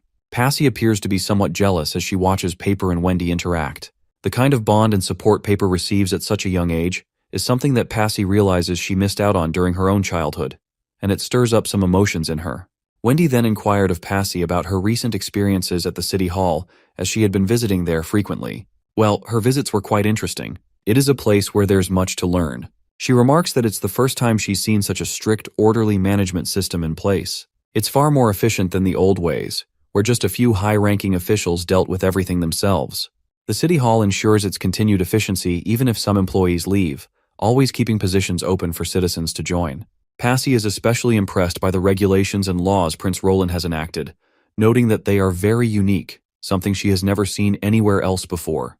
Just as they're discussing this, a City Hall officer enters and interrupts their conversation, reporting that a villager has come forward with a troubling claim.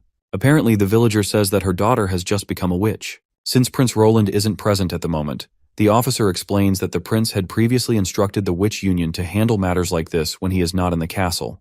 Later, Wendy and Sister Scroll arrive at the registration hall. There is a mother along with her daughter, who is supposedly a witch. The mother claims that they are immigrants from the southern region, and they moved here like a month ago. Wendy inquires this supposed witch and asks her for her name. The timid young girl doesn't respond, so her mother beside her pushes her forward. Hesitantly, the girl introduces herself as Summer.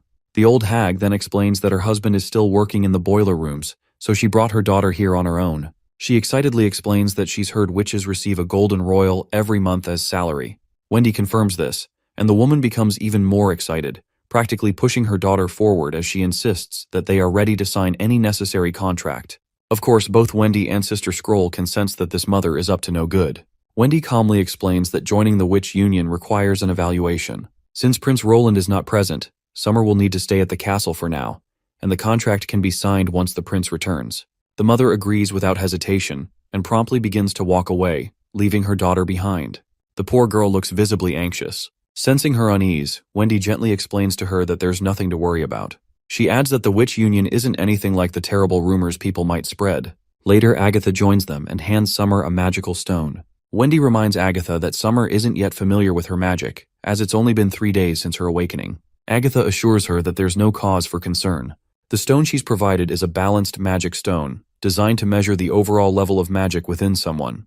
While it's not as precise as Nightingale or Sylvie's abilities to sense magic, it's the best tool they have available to determine if Summer truly possesses magical powers. After the little test, Agatha confirms that Summer does qualify as a witch, specifically a summoner type, but her level is extremely low. Agatha further explains that it's not unusual for magic to be this weak early on since it hasn't fully gathered yet.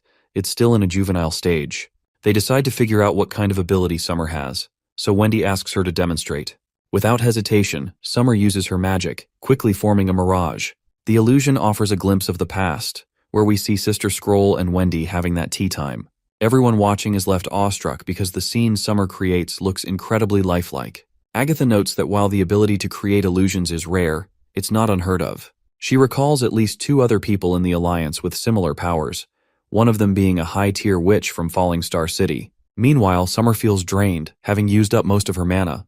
Wendy then asks her how many times she can use that ability in a day and whether she can control the illusions more specifically. The girl reveals that she can use her ability about 2 or 3 times a day. She hasn't tried going beyond that, but it gets increasingly tiring each time. Hearing this, Scroll explains that it sounds like magic depletion, which is pretty natural. Magic flows like water or swirls like fog. It's the source of her power every time she uses it.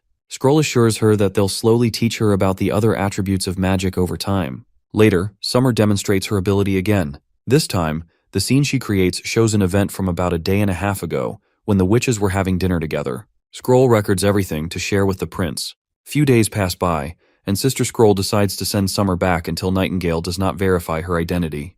After all, they can't afford to take any risks when it comes to Prince Roland's life. So because of that, Summer had to leave.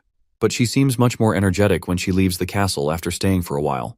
She asked lots of questions about the witches and the prince, clearly excited to learn more. Initially, Summer thought the prince was a scary guy who kept many women around him, but she soon realized it was just a misunderstanding.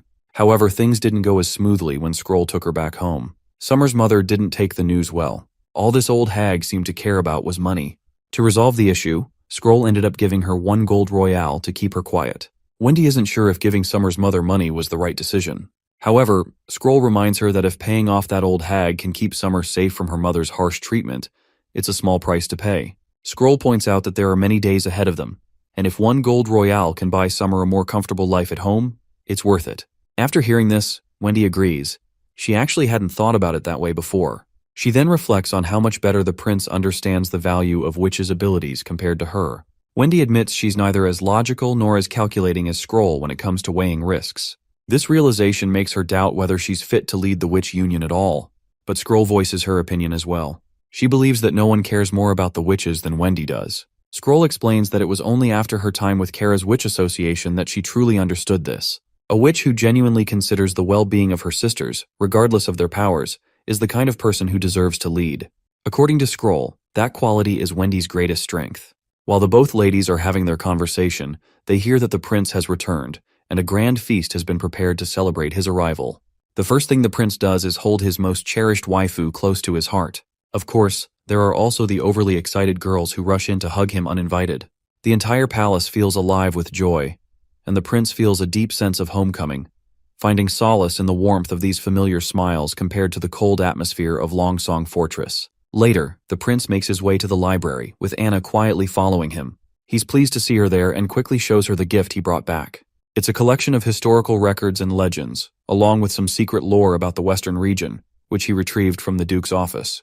Before he can finish explaining, Anna closes the distance, and they share a heartfelt kiss. For a while, they decide to just savor the moment together, letting the world fade away. The next day, Wendy reports to the prince about the newly awakened witch in Border Town. After reading through the report, the prince agrees to take her in, and they decide she can sign a contract that very afternoon. After that, Wendy hesitantly brings up a matter that has been weighing on her. She admits that she doesn't feel capable of managing the witch union. In her view, Scroll is far more experienced and mature, making her a better candidate for leadership. The prince listens patiently, but already knows Wendy had shared this concern with Scroll. He also knows what Scroll's response was. He gently reminds Wendy of something important. Management techniques can be learned, but personalities are much harder to change. He points out that, aside from Maggie, she's the only one who truly adores all of the witches equally. Besides, the prince reminds Wendy that Scroll is already in charge of the education department, and her workload is only increasing. She wouldn't have enough time to focus on the new witches properly. He shares his vision of making the witch union self-sufficient, with minimal input needed from him. He wants the organization to be well-known and respected by everyone. To achieve this, he tasks Wendy with creating a proper management system to determine witch assignments. As for him, his role will focus only on guidance for evaluations and abilities. He also suggests that Wendy consult Miss Spear for specific advice on management. Additionally, she's free to recruit assistants or city hall workers to help her with administrative tasks. Wendy acknowledges her role with a little dose of confidence and decides to leave to start working on the system. Now that Roland is done with his paperwork, he decides to sort the books he had been working on yesterday. While doing so, he reflects on his romantic moment with Anna from the previous day. He notices how she's become more openly affectionate with him lately, a change that's impossible to miss. Feeling moved by her affection, Roland resolves to reciprocate her feelings more actively, deciding to take the initiative with her moving forward. As Roland sorts through the books, Nightingale suggests him not to keep Anna waiting. With those words, she disappears. Her words leave the prince with a lot to think about. He wonders if the best approach is simply to follow the social rules of his old world, to avoid hurting Nightingale and Anna any more than he already has. Just then, Summer arrives in front of the prince after passing Nightingale's test. Since the prince has already heard about her from Wendy, he hands over the contract papers. Summer quickly grabs the pen to scribble her name, but then hesitates. She gets embarrassed as she admits that she doesn't know how to write. The prince reassures her that there's nothing to be embarrassed about. He suggests she just press her fingerprint instead, which she does. Once done, Summer asks the prince why he decided to take her in, especially since she feels her ability is practically useless. The prince smiles and assures her that her ability is far from useless. In fact, it's something that any detective would dream of. Solving mysteries or crimes will be a piece of cake for her, and she'll come to understand that soon enough. He adds that, starting today, he assigns Nightingale as her boss to guide her. The scene transitions to somewhere in Border Town, in the room of the performer's crew. Here we meet Ferland's wife, Eileen, and Miss May, the star of the West and the object of Night Carter's affections. Miss May appears to be getting ready for a trip to the fortress. She's double-checking her bag to ensure she has everything she needs. Eileen suggests she pack an extra set of pillows, blankets, and sheets, but Miss May brushes it off, saying she doesn't really need them. Carter has also promised to buy her new clothes at the market. Apparently, the new stocks in the market come from raids on the 4 great families. While Eileen is delighted at the idea of getting high-quality fabric, Miss May feels proud knowing that the set Carter plans to buy is supposed to cost 5 gold royals. Hearing this, the people in the background are awestruck. For them, that amount is like 2 years' salary. But then again, it's not entirely surprising after all. Miss May used to perform in the capital, and her fame as the star of the West precedes her. As they continue chatting, Miss May asks Eileen about recent events, specifically recalling that Sir Eltec, Ferland's father, had come to Border Town recently. She's curious about how he's doing. Eileen quickly explains that the bulletin announced the prince had cracked down on all illegal activities in the fortress. The Maple Leaf, Leaping Wolf, and Wild Rose's families have been dismantled, and the Eltec family was dragged into the aftermath as well. Most of their troubles stemmed from Ferland's brother, Miso. Miso had been arrested by Prince Roland's soldiers after the failed rebellion. Since he hadn't harmed anyone and voluntarily surrendered, he was only sentenced to 10 years of labor.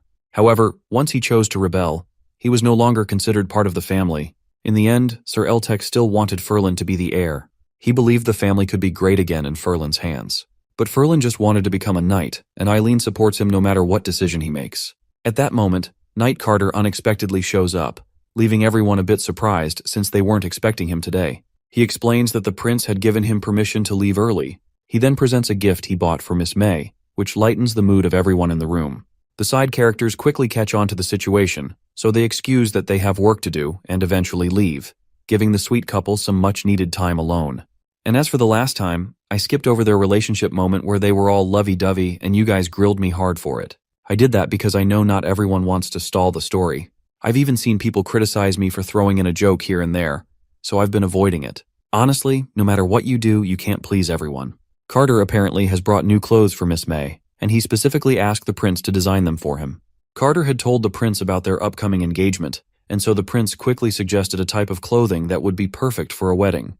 However, it was also quite difficult to make. To get it done, the prince hired Miss Soraya and had to use ice cream bread as the payment. Carter gave Miss May some time to wear the outfit. Later, he entered into the room back once she was ready. She looked absolutely stunning. This left Carter blushing so hard his cheeks turned as red as tomatoes, and everything felt so sparkling and fresh, like spring had already arrived. Carter then recalls that the prince had promised they could create a new type of wedding ceremony after the months of demons. He was really looking forward to that special day. The scene transitions to a conference room where representatives from every department have gathered for a meeting. The prince begins by explaining his plans to build a new city in the western region. Holding up a book titled Basic Kingdom Laws, he declares that everything written in it will serve as the foundation for this new city. The laws and systems outlined in the book will be implemented to ensure proper structure and order. He encourages everyone to read the book and freely ask questions or voice any doubts they might have. To get things started, he instructs Barov to read it aloud for everyone. Barov picks up the book and decides to begin with the abstract, which summarizes the proposed structure and organization of the new city. Barov begins reading aloud the key points of the Basic Kingdom Laws.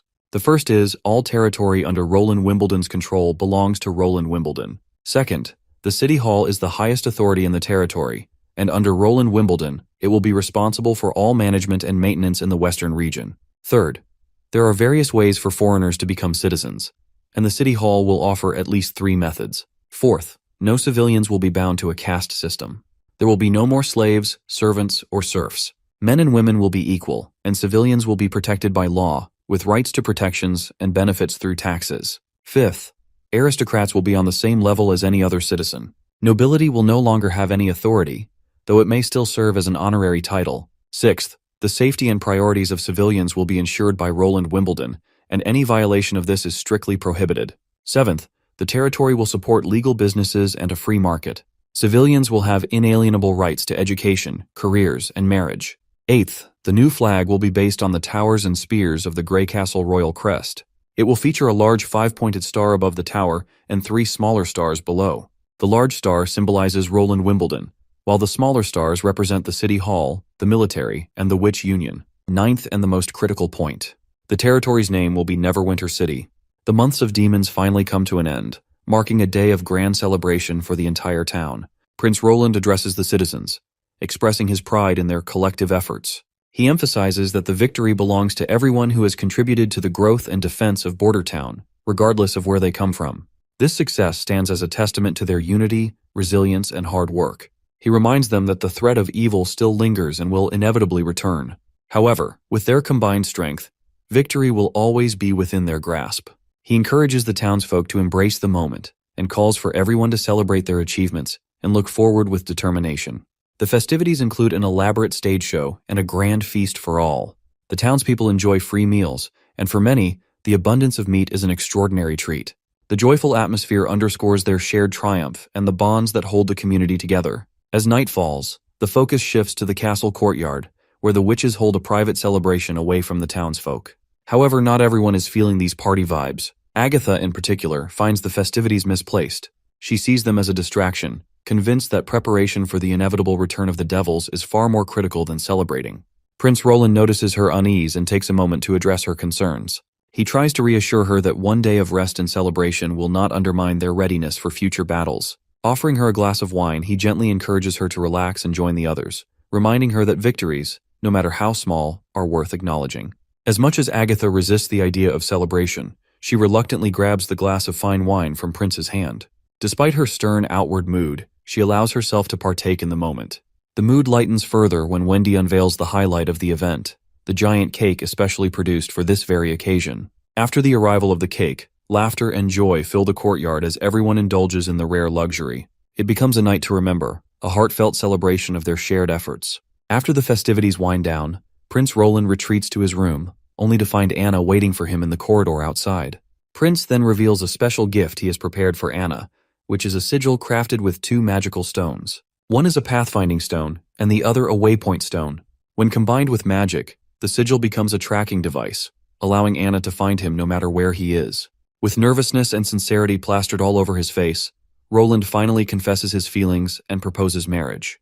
Well, ladies and gentlemen, the moment we've all been waiting for has finally arrived. As for Anna, she's overwhelmed with emotions. She had dreamed of this day for so long, and now that it's a reality, tears stream down her face. It goes without saying that she says yes and reciprocates his feelings. In the quiet of the night, they spend some intimate time together, but since we don't need to get age-restricted, we'll skip ahead to the next morning. The prince wakes up, clearly disoriented.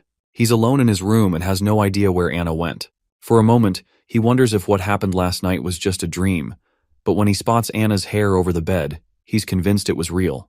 He quickly rolls over onto the blankets, hoping to catch her scent, but just as he starts to get a little creepy, Anna appears behind him. She scares him as she brings in some food. After setting the breakfast down, she tells him to eat well to regain his strength. But the prince insists on taking a few more days off for some extra fun. Anna shuts that idea down quickly. Like Agatha, she reminds him that they still have to fight the devils. Soraya and Agatha are working hard for this very reason, and she doesn't want to fall behind. Later, Princess Tilly comes to visit the prince. Seeing how cheerful he looks, she can't help but tease him, thinking he must have had a pleasant dream to be so happy. However, she quickly moves on to the real reason for her visit. Sadly, she is here to say farewell because it's finally time for her to return to Slumber Island. She has stayed here long enough and has kept in touch with the island only through letters. Now that the months of demons are over, her mission is complete. The prince suggests that she consider moving to Western Region instead. With the large expanse of land on the southern bank of the Redwater River, there's more than enough space to house all her witches. But Tilly reminds him that they've already discussed this, and her decision to return to Slumber Island hasn't changed. Despite this, the prince asks her to stay at least another week. He wants time to prepare something for her and the witches, a collection of books, study guides, and practice problems to help improve their learning and save them time. He also suggests she take some revolvers for protection in case they run into enemies wielding stones of divine judgment. He promises to send her steam engines as well. explaining they'll be useful for everything from irrigation to desalination. But the biggest reason he wants her to stay is so she can witness the grand opening of Neverwinter City with him. He hopes she can be there for the creation of the city, something he's been waiting to share with her. Later, Wendy comes across Nightingale sitting in a quiet corner, looking completely dejected. It's clear she hasn't slept at all. The expression on Nightingale's face is so full of devastation that it reminds Wendy of the day they first met. The cause of Nightingale's heartbreak is quite evident. It's troubling her that the prince is now finally with Anna. What makes it even harder to bear is that Nightingale herself had encouraged the prince to take that step. Although she insists she was prepared for this and always knew it was inevitable, the weight of reality has hit her harder than she expected. Wendy feels deeply concerned for her friend. Nightingale's broken state reminds her of the past, of the times when they had faced so much together. Nightingale had always been so brave, fighting countless battles without flinching and never showing fear, not even before Kara, as terrifying as she was. Yet now, this pain has completely shattered her. Wendy knows her friend needs comfort more than anything. She gently urges Nightingale to cry as much as she needs, letting her release the pain she's been holding in. Wendy then reflects on their shared reality. They have nowhere else to go and no one else to turn to. Staying by the prince's side is their only option, even if it comes with its challenges. Wendy reflects aloud that while everyone can enjoy the warmth of the sun, the closer you get, the more you risk being burned. It's a bitter truth they both must live with, but she promises to stay by Nightingale's side, offering whatever support she can. Wendy urges Nightingale to give up and move on, reminding her that she already has her sisters to support her. But Nightingale refuses, making it clear that she won't let the prince go so easily. No matter what, she is determined to protect him until the very end. This is her decision, and she won't back down. As spring blooms in full swing, people gather to celebrate the wedding of Miss May and the prince's knight, Carter. The couple looks stunning in their outfits, radiating joy as they make their way to the beautiful gazebo. Once they arrive, Bravo officiates the ceremony and prompts them to exchange rings. When they do, the moment becomes electric with emotion, and the crowd erupts in happiness. Carter, however, hesitates when it's time for the kiss, his nervousness causing him to tremble as he inches closer to Miss May. But Miss May takes the lead, and leaps forward to kiss him and save him from further awkwardness. Among them, Soraya busily paints each scene, determined to immortalize the memory through her art. After the ceremony, the prince offers his congratulations and announces a small but thoughtful gift: 2 days of vacation for Carter. He assures him that he'll take care of any pressing work so Carter and May can enjoy their time together. The wedding concludes successfully, with everyone showering the couple with blessings and happiness. The prince stands close to his beloved, holding her hand tightly as he quietly expresses that he too dreams of the day they'll share such a moment. Though surrounded by joy, Nightingale watches from the sidelines, her heart heavy and broken. All she can do is endure the pain in silence as the world around her celebrates. The scene transitions to a few days later. While the prince is busy shaving his beard, Barov reports that the messenger pigeon has been sent to Longsong Fortress and is expected to arrive at their castle within half an hour. The prince inquires about the preparations for the upcoming event. Barov informs him that everything was completed yesterday afternoon, and the venue is large enough to accommodate everyone in town. Apparently, this event is no ordinary gathering. The prince plans to announce the establishment of a new city. To emphasize the significance of this milestone and how it will affect the citizens of both sides, the announcement will be coordinated with Longsong Fortress. Both locations will deliver the news simultaneously, highlighting their unity and shared progress. The prince expresses hope that Petrov will receive the letter promptly. As expected, the messenger pigeon eventually reaches Longsong Fortress, delivering the message to Petrov. With everything in place, the simultaneous announcements begin in both Longsong Fortress and Border Town. The prince steps forward and formally greets the gathered crowd. He begins by expressing his belief that everyone present understands the significance of today's event.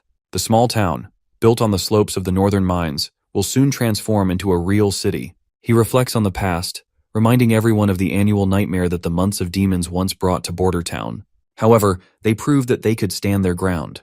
He recounts their triumphs over their enemies: Osmond Ryan, who sought to disrupt the peace of the western region and met his downfall; the Church, which tried to oppress witches and enslave the people but was ultimately banished; and even Timothy Wimbledon, whose schemes failed to defeat him. The prince points out that Timothy set the southern and eastern regions ablaze, yet Border Town remained unharmed, a living proof to their strength and resilience. He also speaks of the new king's atrocities, such as the sacking of Golden Wheat City, and the knights who acted no better than bandits. But the prince promises that such tragedies will no longer happen. This new city they are building represents their unity and strength. As long as the people stand together, no enemy will dare step foot in their lands. The prince vows to make their enemies pay for their wrongdoings. With pride and conviction, the prince announces that this place will become the new capital of Grey Castle. A new kingdom will be born here, one that will thrive even in the harshest winters. He assures the crowd that this city, no matter the season, will remain as warm and vibrant as spring. Finally, he declares that starting today, Border Town and Longsong Fortress will unite as one, Neverwinter City. The crowd erupts in cheers, their voices echoing across the square as they wave the flags of their new city high in the air. Princess Tilly is also present in the ceremony, witnessing the grand inauguration. She feels a deep certainty that the spark the prince has ignited today will one day grow into a roaring flame, spreading across the entire continent and reshaping its future. The scene shifts to the filthy witch, Zero. She's apparently been learning all about the prince's exploits so far. Against all odds, he escaped the royal decree for the throne, managed to defend himself against his better-prepared siblings, and even came out on top. It's all pretty intriguing to her. Zero also learns from the fourth prince's memories that she tried to kill him by poisoning his food. The poison was colorless and odorless, definitely fatal, but it didn't affect him at all. His leadership has drastically changed since then. He's won the favor of all his citizens and has even transformed the western region on his own. If he weren't the fourth prince, she wonders what he could have become. This is all getting pretty interesting, and she's absolutely looking forward to acquiring Prince Roland. She wants to absorb him, make him part of the church, just as it should be. That's when Isabella shows up. When Zero asks how her meetings went, Isabella mentions that she had a hard time befuddling those old men again, plus one geezer and 2 lunatics. Zero reminds her that it's not just about befuddling them. This connects to the church's entire lower system. Witches may be the core of the church, but they can't gather all the resources they need without the mortals helping them achieve their final objective. Isabella finally relents but says that, according to the others, it'll take until the second month of summer to move the resources needed for an attack from dawn to Grey Castle. She then reveals, rather disappointedly, that they have only about 400,000 pills left in their warehouse. On top of that, Isabella isn't sure if it's a good idea to let mortals fight the devils. They're talking about millions of people, and using the pills would quickly deplete Hermes' entire stock. She worries the church might not even win. Once mortals take the pills, their value only lasts a day. They're useless if they don't take enough, but they die faster if they take more. Zero feels a little disappointed that Isabella doesn't seem to understand her point. She explains that she never intended to use their berserker army to defend Hermes. The final battle, she says, will most likely take place at the ruins of Tequila. When Isabella questions whether Zero is planning to attack first, Zero reveals her reasoning that time is their most precious resource. She never thought sweeping all the devils at once was possible. It's simply unrealistic. The divine texts mention that when the underworld gate opens during the red moon, the devils will build a towering black structure. However, this tower isn't built, it grows. The material used for this construction was only referenced in the readings of the Alliance's third seat, and the expansion of devil territory requires these towers to produce red mist. Past towers have always been built in locations rich in stones of divine judgment. An enormous monster lives beneath each tower, its body even thicker than Tequila itself. This monster digests the stones of divine judgment, turning them into black crystals that diffuse red mist. Isabella finds it disgusting, while Zero points out that she doesn't know how long it takes to digest the stones, but it definitely doesn't happen overnight. During this time, the devils can't build their tower here. They can only ship it from their homeland. Zero wants to carve a bloody path through the devils with the berserker army, and then kill the buried monster with the divine judgment army. And if they're lucky, they might gain another 4 centuries of time. You see, the berserker army just can't replace the divine judgment army. The drug they use also affects the mortal's consciousness, but it won't touch their emotions. Against a truly terrifying enemy, they'll still feel fear, or even retreat. A broken army of millions will leave them defenseless. Of course, it won't be that easy. The berserker army will mostly be the lower followers of the church, but they'll be led by divine judgment soldiers. Unifying the kingdom is the only way to gain that many followers. Zero knows she has to gamble with humanity's fate and gather as many chips as possible. She tells Isabella not to fear the battle, because it's the unexpected rewards that are the sweetest. Their intelligence, bravery, belief, and sacrifice will determine their future, and this is what God wants to see, because the weak will never earn his smile. Isabella hopes for the best, though she is still curious about one thing. She wonders what would the fourth prince do if he were standing here right now. Zero dismisses the remark coldly. She's sure she won't fall against a mere human like Roland. But Isabella presses on with reason, pointing out that, according to Archbishop Taefun, the pure witch he sent to Grey Castle still hasn't returned.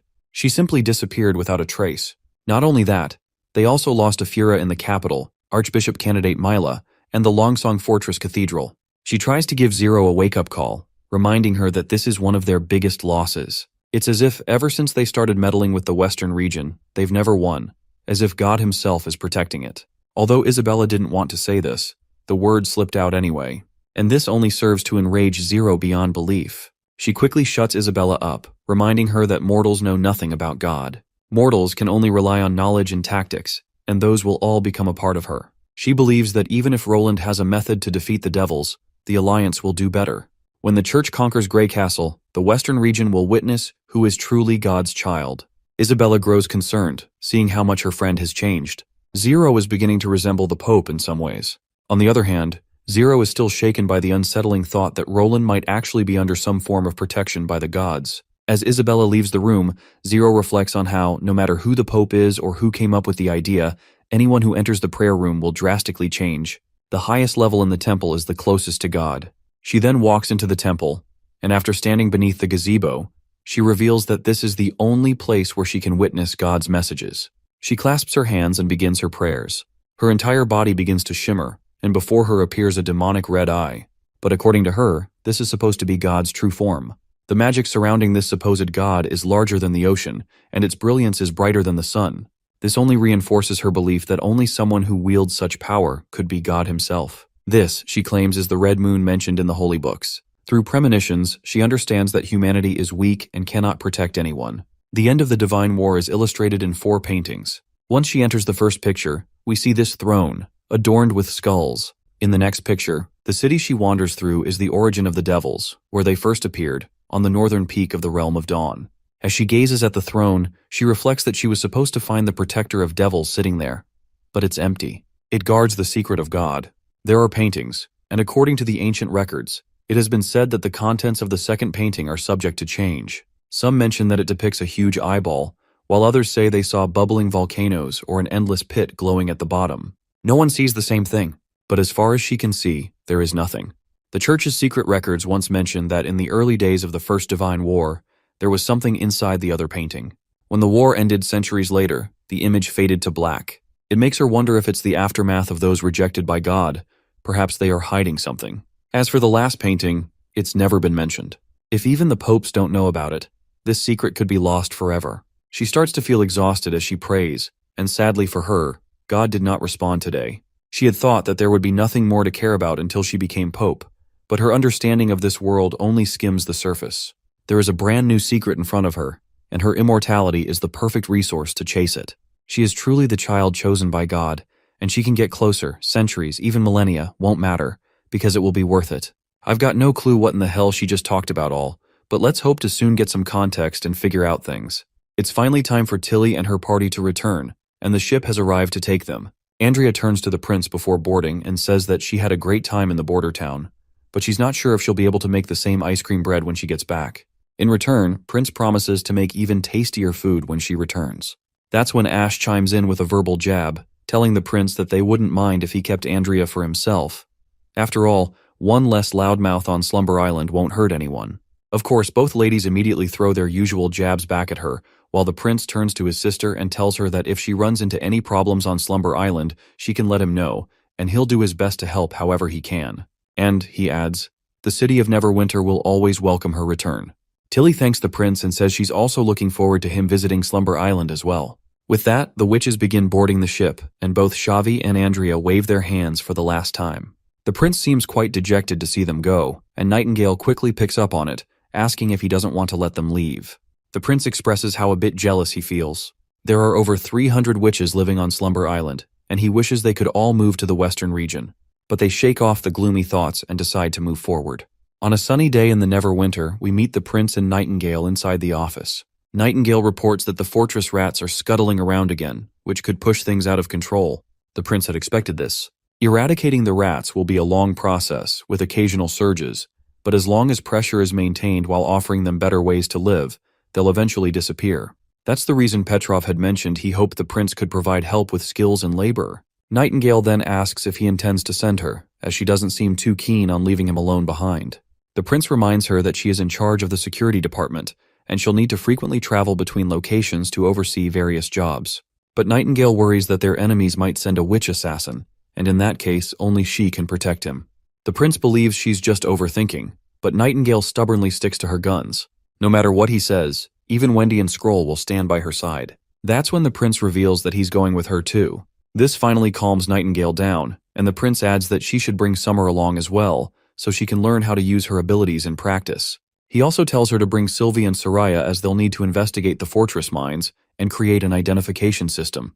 With that, the prince leaves Neverwinter with a select group of witches. Once they arrive, Petrov reports that they have a bigger issue at hand than the usual robberies and small crimes. There have been incidents that are more public, and they're happening against the police force the prince had deployed. According to Officer Wade, this should be called the Northern Outer District serial killer case. Renee further reveals that, starting 3 days ago, a civilian has been murdered every night. The victims were all male, lived alone with no family, and most importantly, all had received jobs from the city hall. A symbol was also painted in every room with blood, resembling a crown with an X later crossed over it. Since there was a symbol, Renee tried investigating the city hall and discovered that they were about to begin construction in the Redwater district. News of this had already spread through the northern streets, and people now believe that they will be killed once they accept jobs from the city hall. The number of applicants was already low, and now no one dares to sign up. In fact, a number of citizens want to quit their jobs as well. If this spreads to the other districts, it will be detrimental to their expansion plans. There were no witnesses, and no one knows where to begin the investigation. The prince questions Renee, asking how he solved something like this in the past.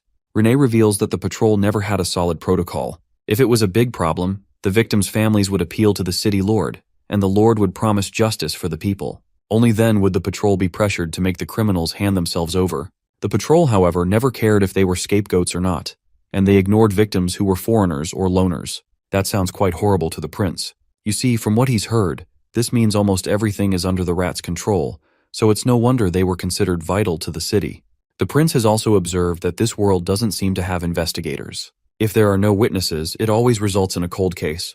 The prince quickly gives Petrov good news, telling him that the Department of Security will handle the case tomorrow.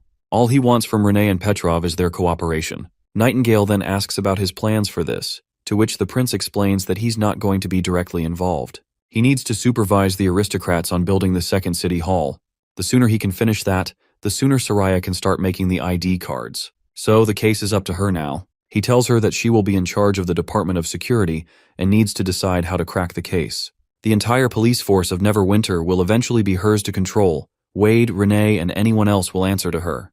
But Nightingale reminds him that he was the one who told her that departments need to be balanced in power, and she doesn't fully understand how the city hall works. Wouldn't the Department of Security be lower in rank than the city hall? The prince places his hand over Nightingale's, startling her a little. He reminds her that the security of their land is more important than anything else, which is why she answers directly to him. It's also why she will control both the police force and any investigations involving the city hall or the military. All of their departments need to be tightly connected by a big net to prevent internal corruption. There's a saying that the strongest defenses always start to decay from the inside, and she will be the one to shield them from that happening. Seeing him putting so much faith in her just makes her feel flustered, and now she is looking forward even more to live up to his expectations.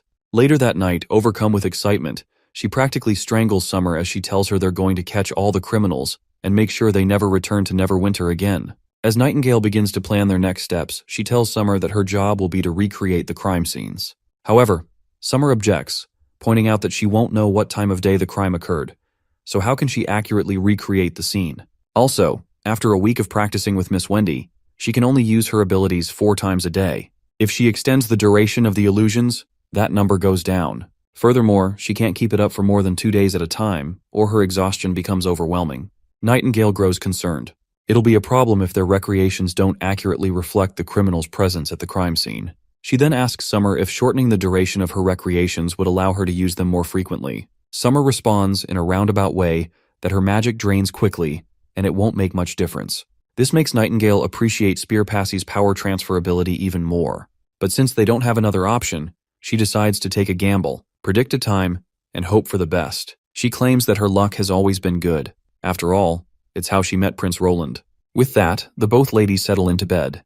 Morning arrives, and Renee formally introduces himself as Earl Renee Mead, at Nightingale's service under Prince Roland's orders. Nightingale reciprocates the gesture, introducing Summer as her assistant and witch. Renee expresses his eagerness to work with the 2 witches to find and capture the criminals.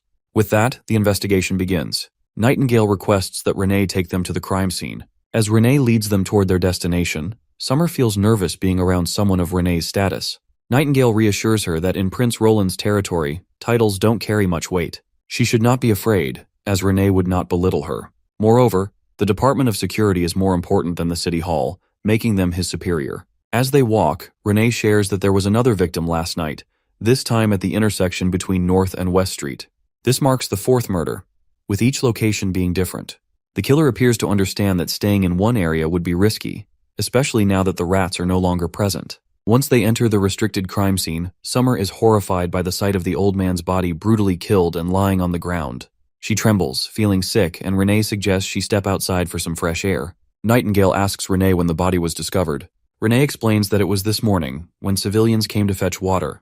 They found the corpse and noticed the door was left open, almost as if the killer wanted to make sure everyone saw it. In the past, it might have taken 2 or 3 days to report. But thanks to the City Hall offering rewards for information, someone immediately reported it. The victim's name is Pickaxe, a free citizen with no known ties to anyone or anything, which underscores that he might have been a rat in a past life. Nightingale then inquires if anyone saw him the previous night. Renee confirms that he asked around, but no one saw anything, and no one heard anything either. After thinking it over, Nightingale concludes that killing an adult like this would have made noise. Pickaxe didn't die immediately from a slit throat. He must have struggled or at least thumped against the floor, making a significant sound. She then questions whether the witnesses could have lied. Renee doesn't believe that's likely. The civilians are too fearful to lie, and since anyone who helps the police is rewarded, they don't have a reason to do so. Nightingale decides to call everyone who was nearby and conduct her own questioning. She then turns to Summer, instructing her to go to the castle and bring Soraya. Later, we find Nightingale standing in frustration, because not only Soraya but also the other 2 girls have barged in uninvited in the midst of such a serious criminal investigation. She scolds Lightning sharply while asking whether she isn't supposed to be protecting Prince Roland while she's away. Lightning explains that Prince Roland is engaged in a conference with the elites in the Grand Castle Hall, so he's not in any danger. Furthermore, Sylvie is still present, and with her around, no one would dare approach the prince. Despite this, Nightingale fumes with anger and orders them to return to the prince before the conference concludes. Back to the investigation, Nightingale gives Soraya the task of drawing the killer. Summer replay the murder, and Soraya will use her abilities to produce the visuals of the killer's face. Renee believes that if they can obtain a clear image, they should plaster it across the billboards in the fortress, as that's the fastest way to catch the criminal. However, Nightingale points out that it may not work as planned, especially considering the limitations of Summer's illusions.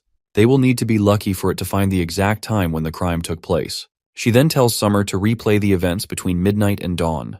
When Summer begins to replay the events, they see the old man sleeping peacefully in his bed. Nightingale instructs Summer to extend the timeline slightly after midnight, as the killer would have needed extra time to draw the symbol after the murder. As soon as Summer does this, the killer materializes, who is busy drawing the symbol on the wall with the old man's blood. However, they can only see the killer's back since he is facing the wall. Nightingale instructs Summer to replay the events just before the man was facing the wall. After doing so, they finally get to see the killer's face. Well, it seems like Bro has been caught in Ultra 4K.